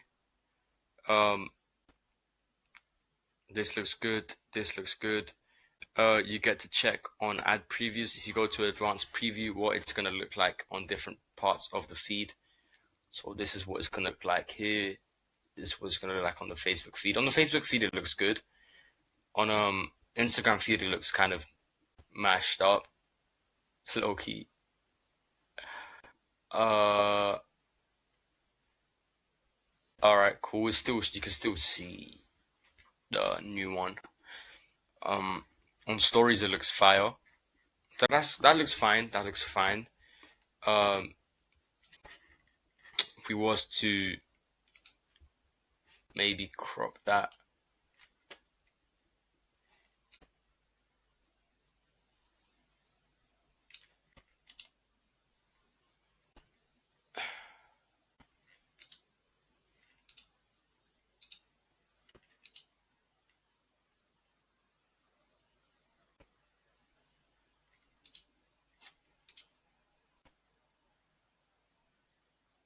Much better. Look at that, guys. So we just did horizontal, and now it looks much, much better. So you can see right now, this is what it's going to be looking like. Now we can actually see the whole thing come to place. So perfect. That is that. Now we have primary text. These ones are going to be testing. The different offers are going to be testing. Lovely stuff. We have the call to action, which is get quote. This all looks great. Now we need to build our form. So we're going to create a form, right? Let's call this the agency blueprint.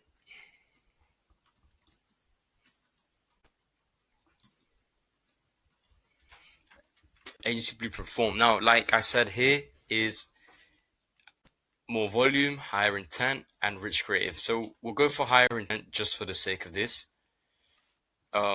Because what it's going to do is we get to add some questions. Actually, we can add questions on more volume as well, to be fair. So something like an introduction.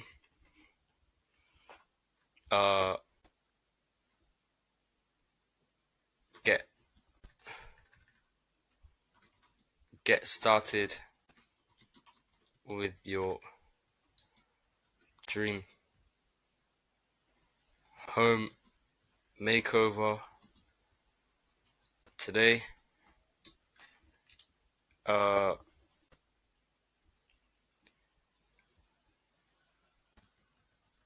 Answer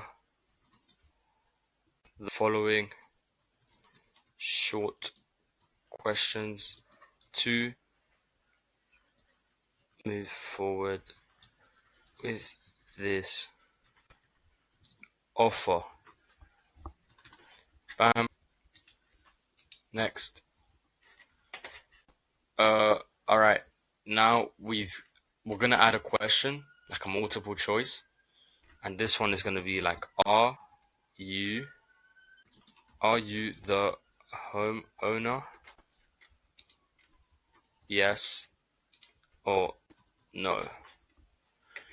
Cool. And then we are gonna get some of their details. So we want the phone number to be required. We want to have full name at the top, phone number, and then their email.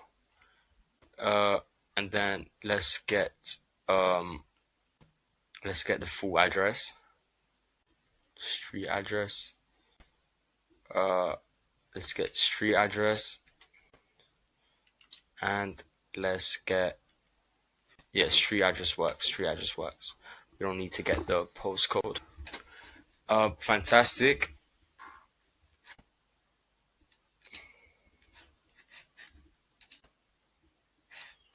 Now for privacy policy, guys, if you don't have a website, then you can just copy just any URL, to be fair. I know it's not the most ideal thing. You can just make a website and go high level and have that approved, make that in like 3 minutes with a template.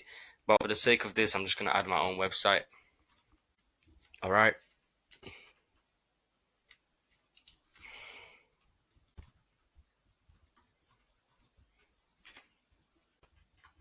Lovely.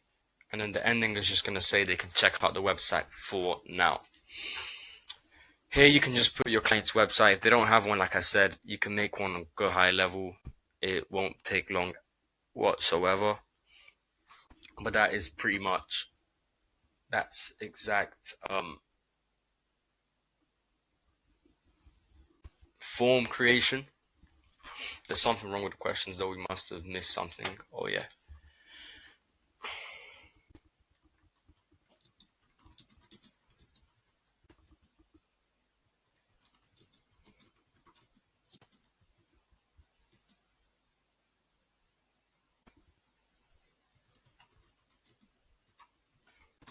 Bam. All right, that's all good. That's all good. Create form. All right, guys, now that we've got that form created, right, and we have this,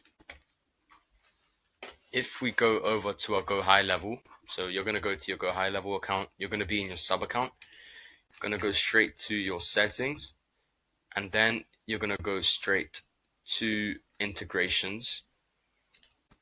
Now, to make sure that your automations are working with forms, you can see the form we just made, agency blueprint form. We're going to click on map fields, okay?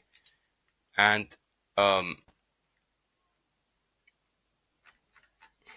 over here, we don't need that one. Full name, email, phone number, and then address. Bam. So now we map those. Bam. And then we confirm that.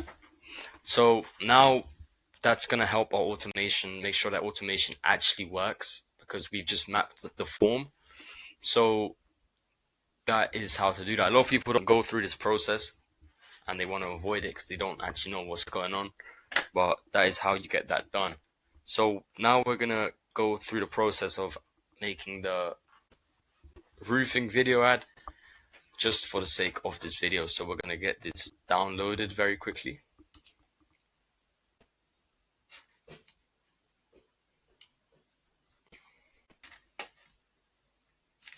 And then in the meantime,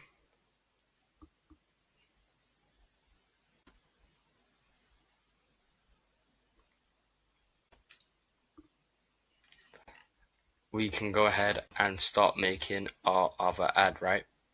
So over here, we can click on the action menu and then we click create ad. So now what this does is going to make us a complete new ad, just like a new ad creative that we can start filling in. So this one is going to be video ad. This is going to be video ad roofing. Lovely stuff. So now we're going to follow the same process that we did for that. So this one's going to be a video ad. So let's import that video first. Set up creative. Go ahead to video ad. And we're going to import this video ad real quick if that wants to download, if that has downloaded.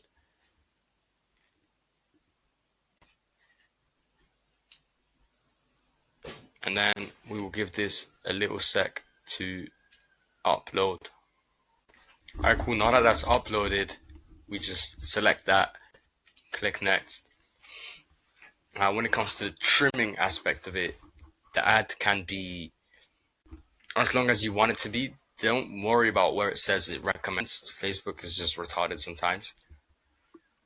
So cool. When it comes to the placements, I like to go for the recommended and then just kind of see how it looks like when you select the ad preview. But for this case, that looks fine. What does this look like? That looks fine as well.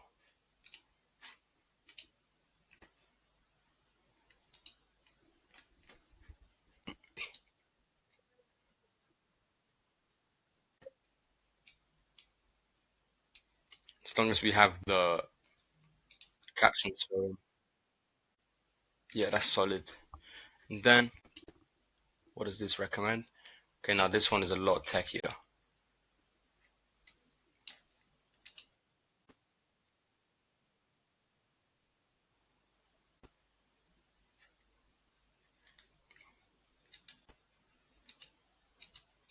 All right, cool.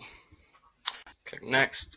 Now we're going to build a primary text in the headline. So now we're going to go over to ChatGPT. We're going to say, fantastic.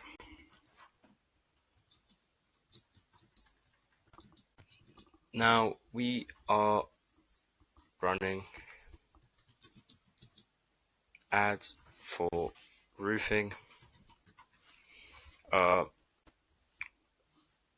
London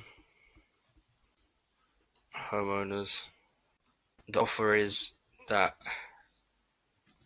we have plans from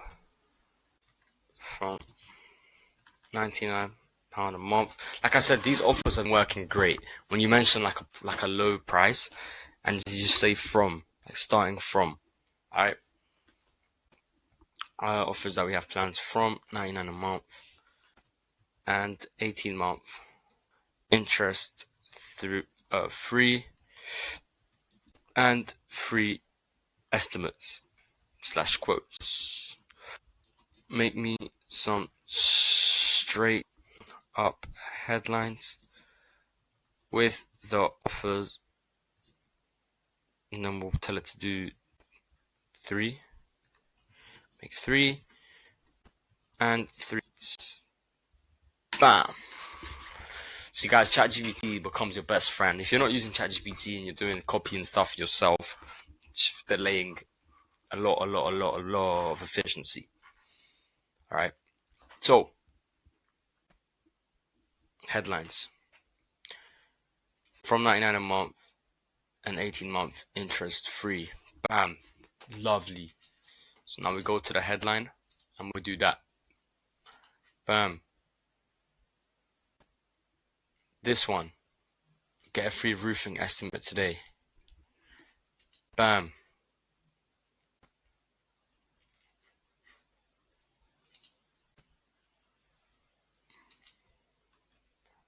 Why did that one get deleted? From 99 a month, interest free.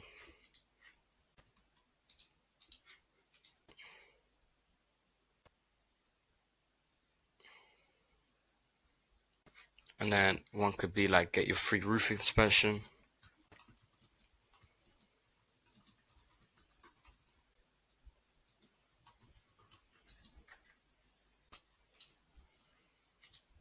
Emojis are nice to include. So then we have that, and then let's see some of the primary text. I'm gonna deal your roof, but don't want the upfront cost. Got you covered. Alright, this one's decent.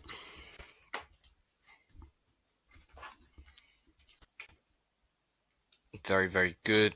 The main idea is that people understand exactly what you are offering, and there's a clear call to action, alright? So here we're gonna have that get quote sort of option, alright? Over here, we have strong roof shouldn't break the bank. Nope, I like that.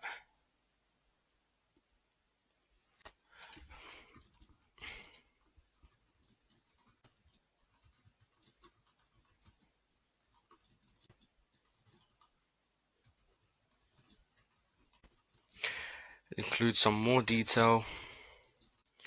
Be more upfront. And name call as the title. So we just want to make sure that we're name calling. Name calling is very important, whatever area you're targeting, right? Whether it's Florida, whether it's London, whether it's wherever it is. See, now this gets the value across much better, right? So we'll run with that. Need a new roof. London homeowners need a new roof. Bam. Nice. Nice. Bam. See, guys, these make sense. Because now we're highlighting the offers and we're including the CTA. And the CTA is going to be get quote. Because it's all going to be on behalf of quotes. So feel free to add as many primary text as you want. Again, this is going to be showing to different people, or it might show to the same person twice with a different headline, so that they get to see the different headlines, the different aspects of the offer, and that is key, right? But I just gave you sort of the prompt so that your ChatGPT does help you. Feel free to be as specific as you need to be when it comes to whatever client you're helping out. So that is that. All right. So now we've got this. Both of these video and image ads are going to be running on behalf of both of these image and video ad are going to be running under this ad set. So we're going to target London. It's not going to spend double the ad spend. It's going to spend the £25 a day that we set originally. and it's just gonna divide it, and it's gonna show to different people. It's gonna show the same people. I'm not sure what it says here. I think one of my account, like this account, is just messed up, but don't worry about that. For now, for you guys, that will be fine. When you're trying to access not visible to you, or the action you're trying to take is restricted to certain account types. Yeah, don't worry about that. This account I'm working on right now is kind of mashed up, but this is just for the sake of showing you guys how that is done. And then for you guys, you're just gonna literally click publish, and that will start to run. Like I did say, there is other ways to go about the Facebook ad and the strategies, but these are the most simple ways. When you onboard a client, you run ads such as these, you're guaranteed to get results if you follow the step-by-step of what I just showed you. And now we need to do the backend. So that's going to be the go high level automation building, making sure that's linked to the ad, making sure the leads get SMS'd and called and emailed, and that you are getting your client some good leads. Without further ado, we'll dive into that right now.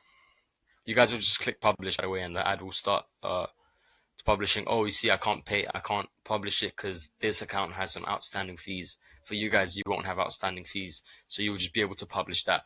But we're now getting to go high level.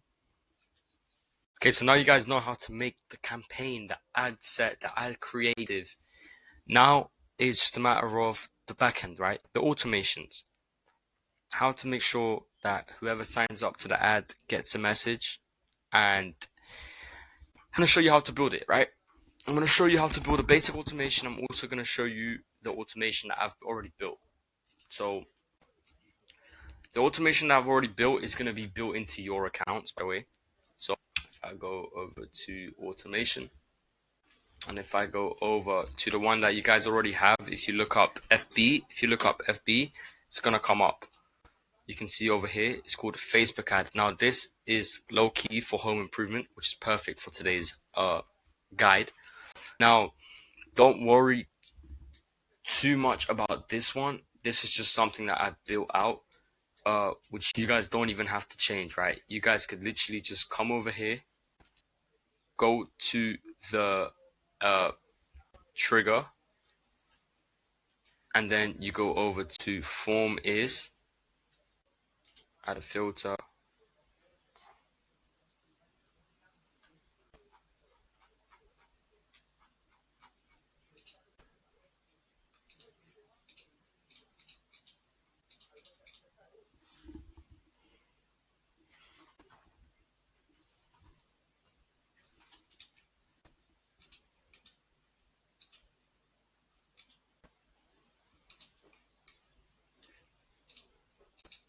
So now we go over here to page is, and then we go to the page that we are running the ads on. Then we go to the agency blueprint form, because this is the form that we're going to be adding. If you was to test a different form for a different automation, you would go over here to form is, and you select the form. So then we save the trigger real quick, click save. Alright, so now guys, I'm going to walk you through this automation, and then I'm going to walk you through how to build a simple one. Now this one is very techy for home improvement, right? Technical, with a lot of reminders, a lot of follow-ups. Like, look at all of this, guys. All of this is different stages. I know this may look very confusing, but I'm going to show you how to build out a pretty simple one so that you guys can get started. But this one you can pretty much just copy and paste, and there's not really much changing that you guys actually need to do, to be honest. So the first thing that's going to happen is when the lead signs the Facebook form that we made, we're going to be getting an internal notification. So this, you can set that up to go towards your client. So you can get your client to get an internal notification. What this looks like is something like to your client. So let's just say your client's number is bam, bam, bam, bam, bam, bam, bam, bam. So let's say that is your client's number. You're going to change that to whatever your client's number is, and your client is going to get a notification telling them that you have a new lead. All right. So you're going to get a notification saying that you have a new lead, or you can make this go directly to your phone number. So Then we save the action. Lovely. Then what's going to happen is the lead is going to get an SMS message, and the SMS is going to look something like this. Hey, contact first name. I saw you signed up for a free quote. The next step is to give us a brief idea of what you are looking to get done so that we may estimate the project size. Feel free to add any measurements or images. As soon as the lead signs up, they are going to be getting hit with this SMS, right? Now, in order for the SMS to send, you need to have your phone number approved, which doesn't take long. It's just some simple verification. And you can also have a voicemail, right?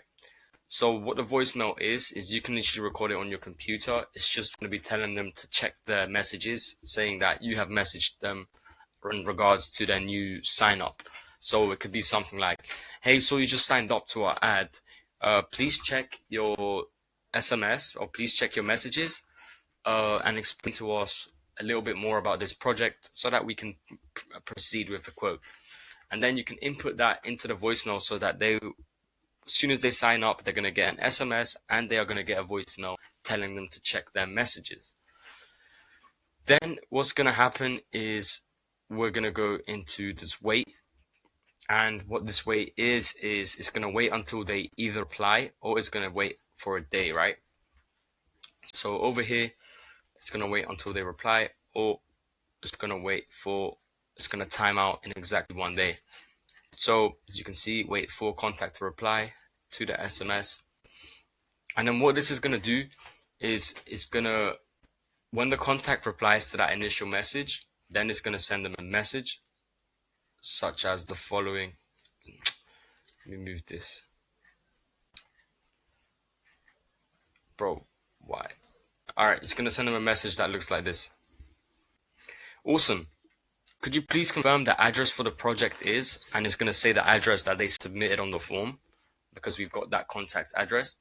And then whether they say yes or no, I've built this automation out so that pretty much whatever they say will get us the correct address, so that we know where the address is. And if they don't reply within that first 24-hour period, then it's going to trigger this, where we're going to get them to, hey, just waiting for you to briefly let us know what it is you're looking to get done. So that's going to be like the first sort of follow-up.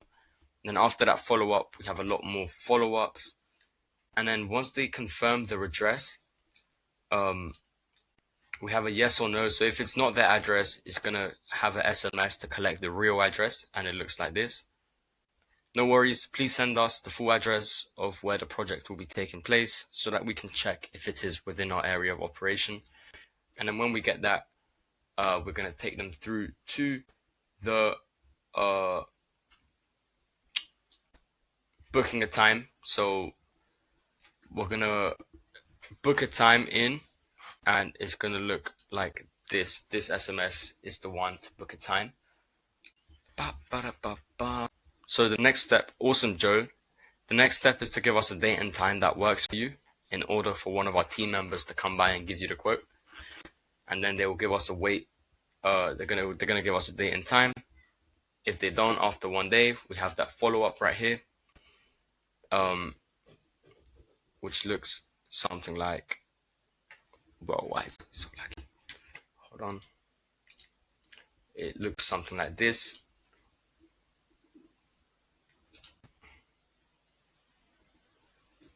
Over here, hey, we're almost there. Just let us know what date and time would work for you so we may proceed.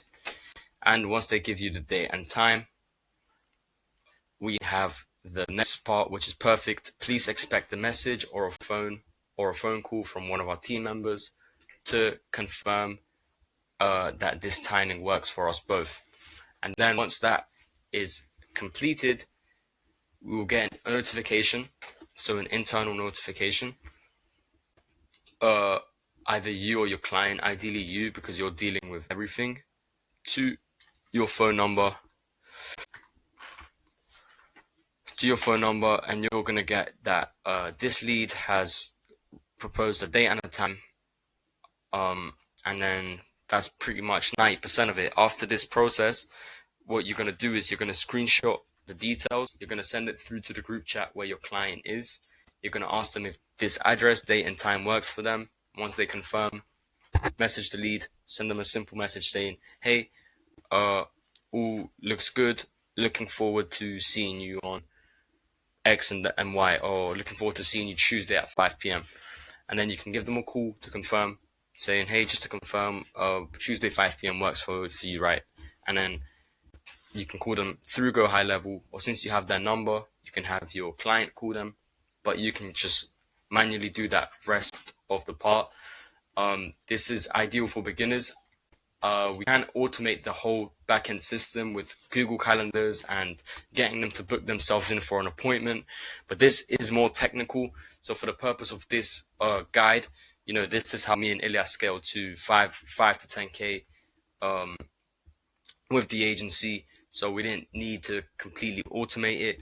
Now in Agency Ascension, we do build out the full automations for the students. Like I said, if you're someone who wants to implement systems like these, we will do that tailored to you. This whole automation, you get it with the account that we give you, the Go High Level account. The Go High Level account, you're only going to get this if you signed up with the link that I proposed to you guys. So if you didn't sign up with this link, you can still try click the link. Maybe it's going to let you import it into your account if you already have one. But for those of you that this is very, very, very, this is great for literally any of you who wants to just plug and play. Like you close a client in the home improvement niche, you just literally change certain stuff. For example, these internal notifications is like the only thing you need to change. So in the internal noties, just click on that, change the number to the number of whoever you want to get the updates. So most of the time it's going to be you. So you change that to your number. Bam. And then you're going to be getting the notifications to your SMS whenever there's a new lead in the pipeline.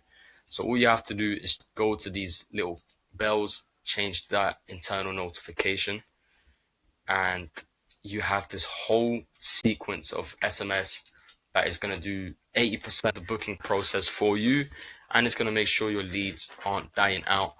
And I gave you guys this for free. All you have to do is sign up with that account, that Go High Level account link, which is in the description. So that is the main automation that you guys are going to run with. And I'm going to show you one so you guys know how to build one out. So whether you're not in the home improvement niche or whatever niche you're in, you guys should know how to build an automation. So, so we'll just click save.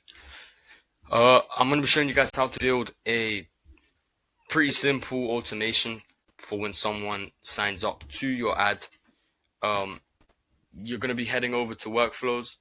So over here in workflows, we're going to start from scratch. So we're going to create a fresh template, and I want you guys to lock in so you guys know how to build some automations. All right. So we're going to be clicking in create workflow and start from scratch. So then we let that load. Now an event trigger. It's not loading, man. All right. So we're going to name this, walkthrough. All right, walkthrough, whatever. So the trigger is going to be Facebook lead form submitted. Facebook lead form submitted. Again, select the page. Bam, bam. Save. You guys want to save every like couple minutes or when you add something new in case it bugs out. So the next thing we want to do is we can add a tag so that you can tag all of the leads. So add a tag, select tag,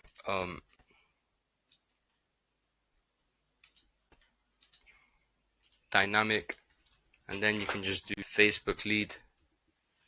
So then there's a tag created, and then you can go straight into some SMS.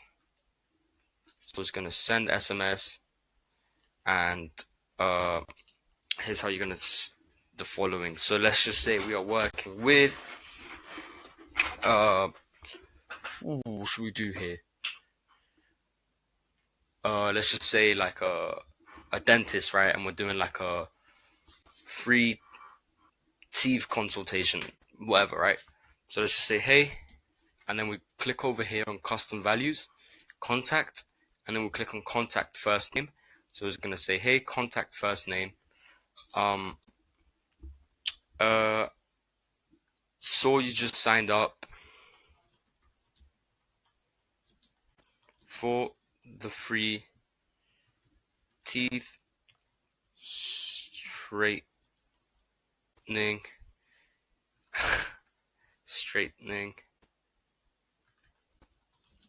consultation.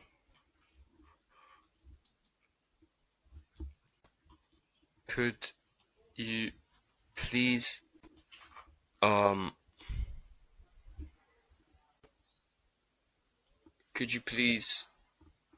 what do we, this one is a bit techie. Could you please confirm your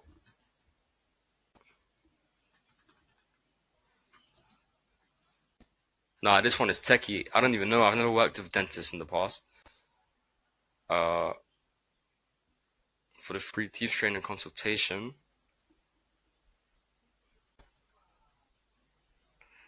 could you let us know a little bit more?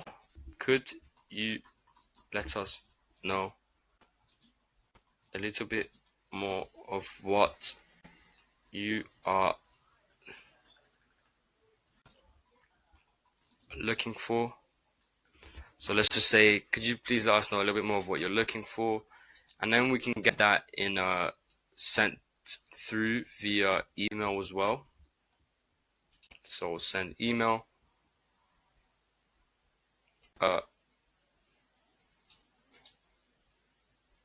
The from name doesn't really matter. It could just be whatever. The from email, you can make that whatever you want as well. The subject could be your free consultation awaits. Bam. And then we can go ahead and craft that email.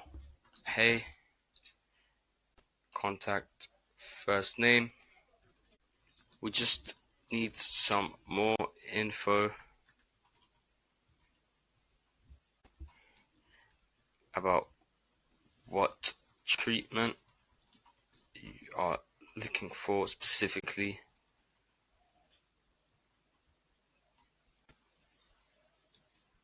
In regards to your teeth. Bam. Kind regards. And then elevate dentists. Alright, cool. So that will be the email then. And then you can add that voicemail. So it's gonna go voicemail. I'll upload a file. And then you're gonna find your voicemail that you pre-recorded, just like I told you guys that you can do so. So bam. And then we save action. So now they're gonna get that email, that SMS, and they're gonna get a voicemail. Now we can do wait. So what the wait does is it pretty much sets up the next part of the automation. So what we can do is wait for contact to reply. So wait until contact replies. If they reply to the SMS, and then we can set a 1 day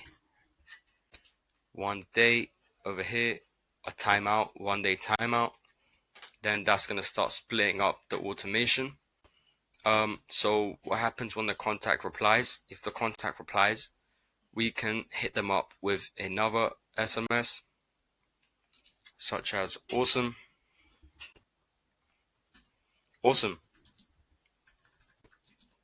So now they've told us what treatment they are looking for. Let's get some more information out of them. Awesome. Could you also let us know roughly your budget. Oh wait, could you also let us know? Awesome. Just to confirm,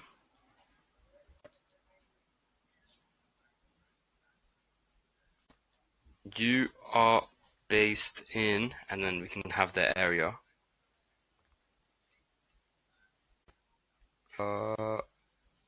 Address. So awesome. Just to confirm you're based in address. We just want to make sure we allocate you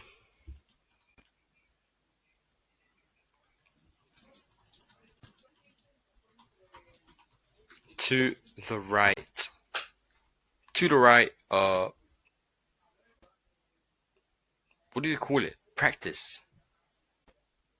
Oh, I'm just gonna say shop. Guys, don't take this. I'm just showing you how to build the automation, okay? Don't take this to account. If you get a dentist client, don't flip in, onboard him, and then do this, right? So that is what's gonna happen if the contact replies. If the contact doesn't reply, so after a day, they're gonna get that follow-up SMS. Hey, first name. Just waiting. Just waiting on your response so we can proceed. Thanks. Bam. So that has set that up nicely.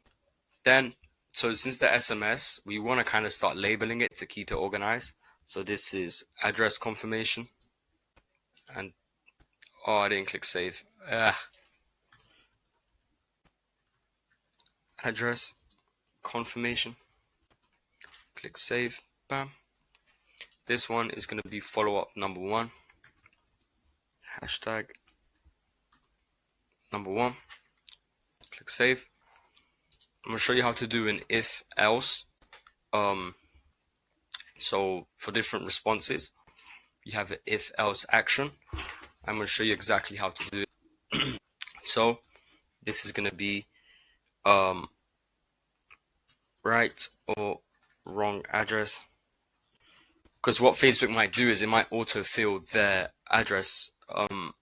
So yeah, so if they click, so here you want to do in that first branch, you do contact replied message. Replied message contains, and then yes. Remember, they're confirming the address. So if the message they reply with contains a yes, then we'll proceed.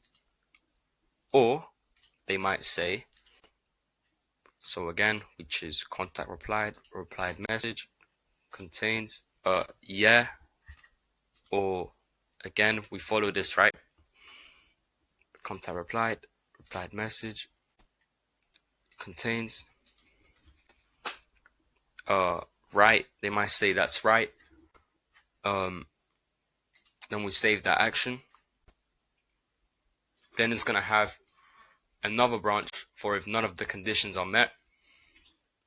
So we need also an option for no. So what we're gonna do is we're gonna add a branch, and this is gonna be the no branch. So if the contact replies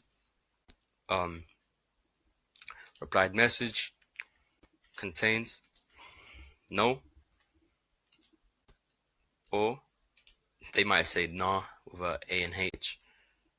Replied message, contact replied message contains nah, or contact replied message contains wrong. Then we're gonna have that new sort of breakthrough.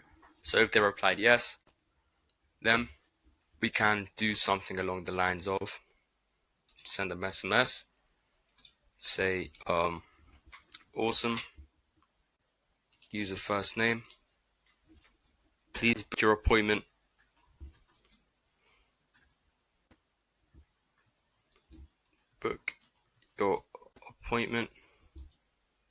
with the following link.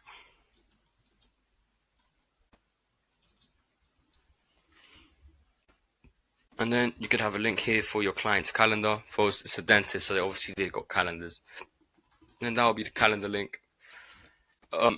If the contact replied no, then real quick here we can set up like an internal notification. SMS to, let's just say, custom number. Let's just say it's going to be your number. Oh no. And then you can just say, you just got a new lead for Elevate Dentist. And then here you can have the lead's full name and the lead's phone number. Just got a new appointment. All right. So something along those lines, right?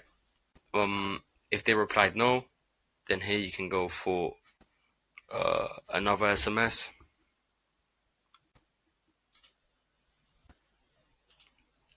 That's fine. Please send us your address so that we may proceed. Bam. And if none of the conditions are met, then you can have another message clearing it up, or if you want to do more follow-ups. So if none of the conditions are met, over here we can do wait.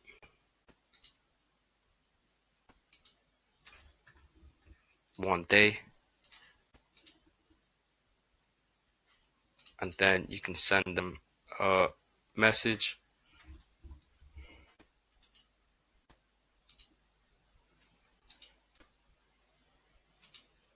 Hey, user first name, you there, save action. Now we can save this. Now this is actually a functioning automation. So I just showed you how to do the wait. You can do the follow-up now. So we can literally build on this follow-up. If the user replies to this follow-up, we can do like more timeouts. So for example, after that first follow-up, we could do time. Wait, it's called wait. Wait. And then here we can do wait for the contact to reply. The follow-up number one. Bam. We can also do a timeout on that one. So another day, if they don't reply to that, then we hit them up with another follow-up, and so on and so on, and add your SMS. And that is how to build high converting automation so that it does 90% of the booking for you. Now, like I said, we build this out with our students inside of Agency Ascension. So whether it is you need to get appointments booked to a calendar, you need to build the whole back-end funnel, this is more tailored. But for the sake of scaling to 5 figures a month, this is certainly proven to work, because it's what me and Ilyas run with and a lot of the students run with. So that is pretty much how to build a Facebook form automation so that the leads that sign up to the Facebook get their messages. All right, so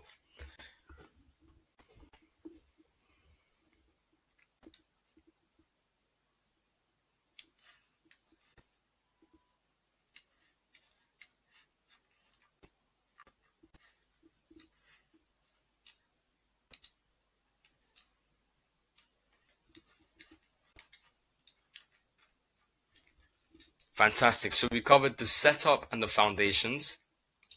We covered the outreach and the lead generation. We covered the sales process. We covered the service delivery.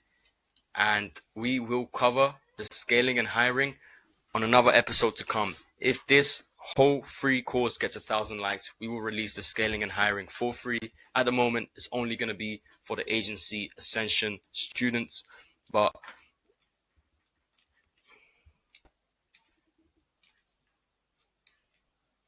If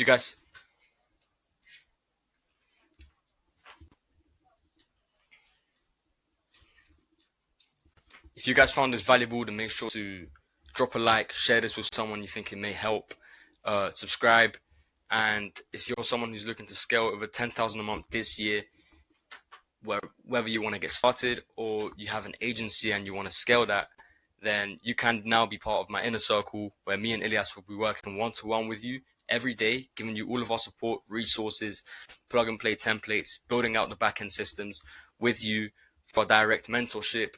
And this is only for serious people who really want to make a change to their life this year. So the first link in the description is for that. I gave you guys a lot of value. Now, if someone wants that support, that accountability, the plug and play systems, that tailored reviews, then first link in the description. The rest of the resources are also going to be in the description, and the timestamps should be sorted as well. But yeah, this is by far the most valuable video I've made in the YouTube. So make sure you took notes. Feel free to go over it again and again and take notes. And I'll catch you guys in the next one. Drop a sub.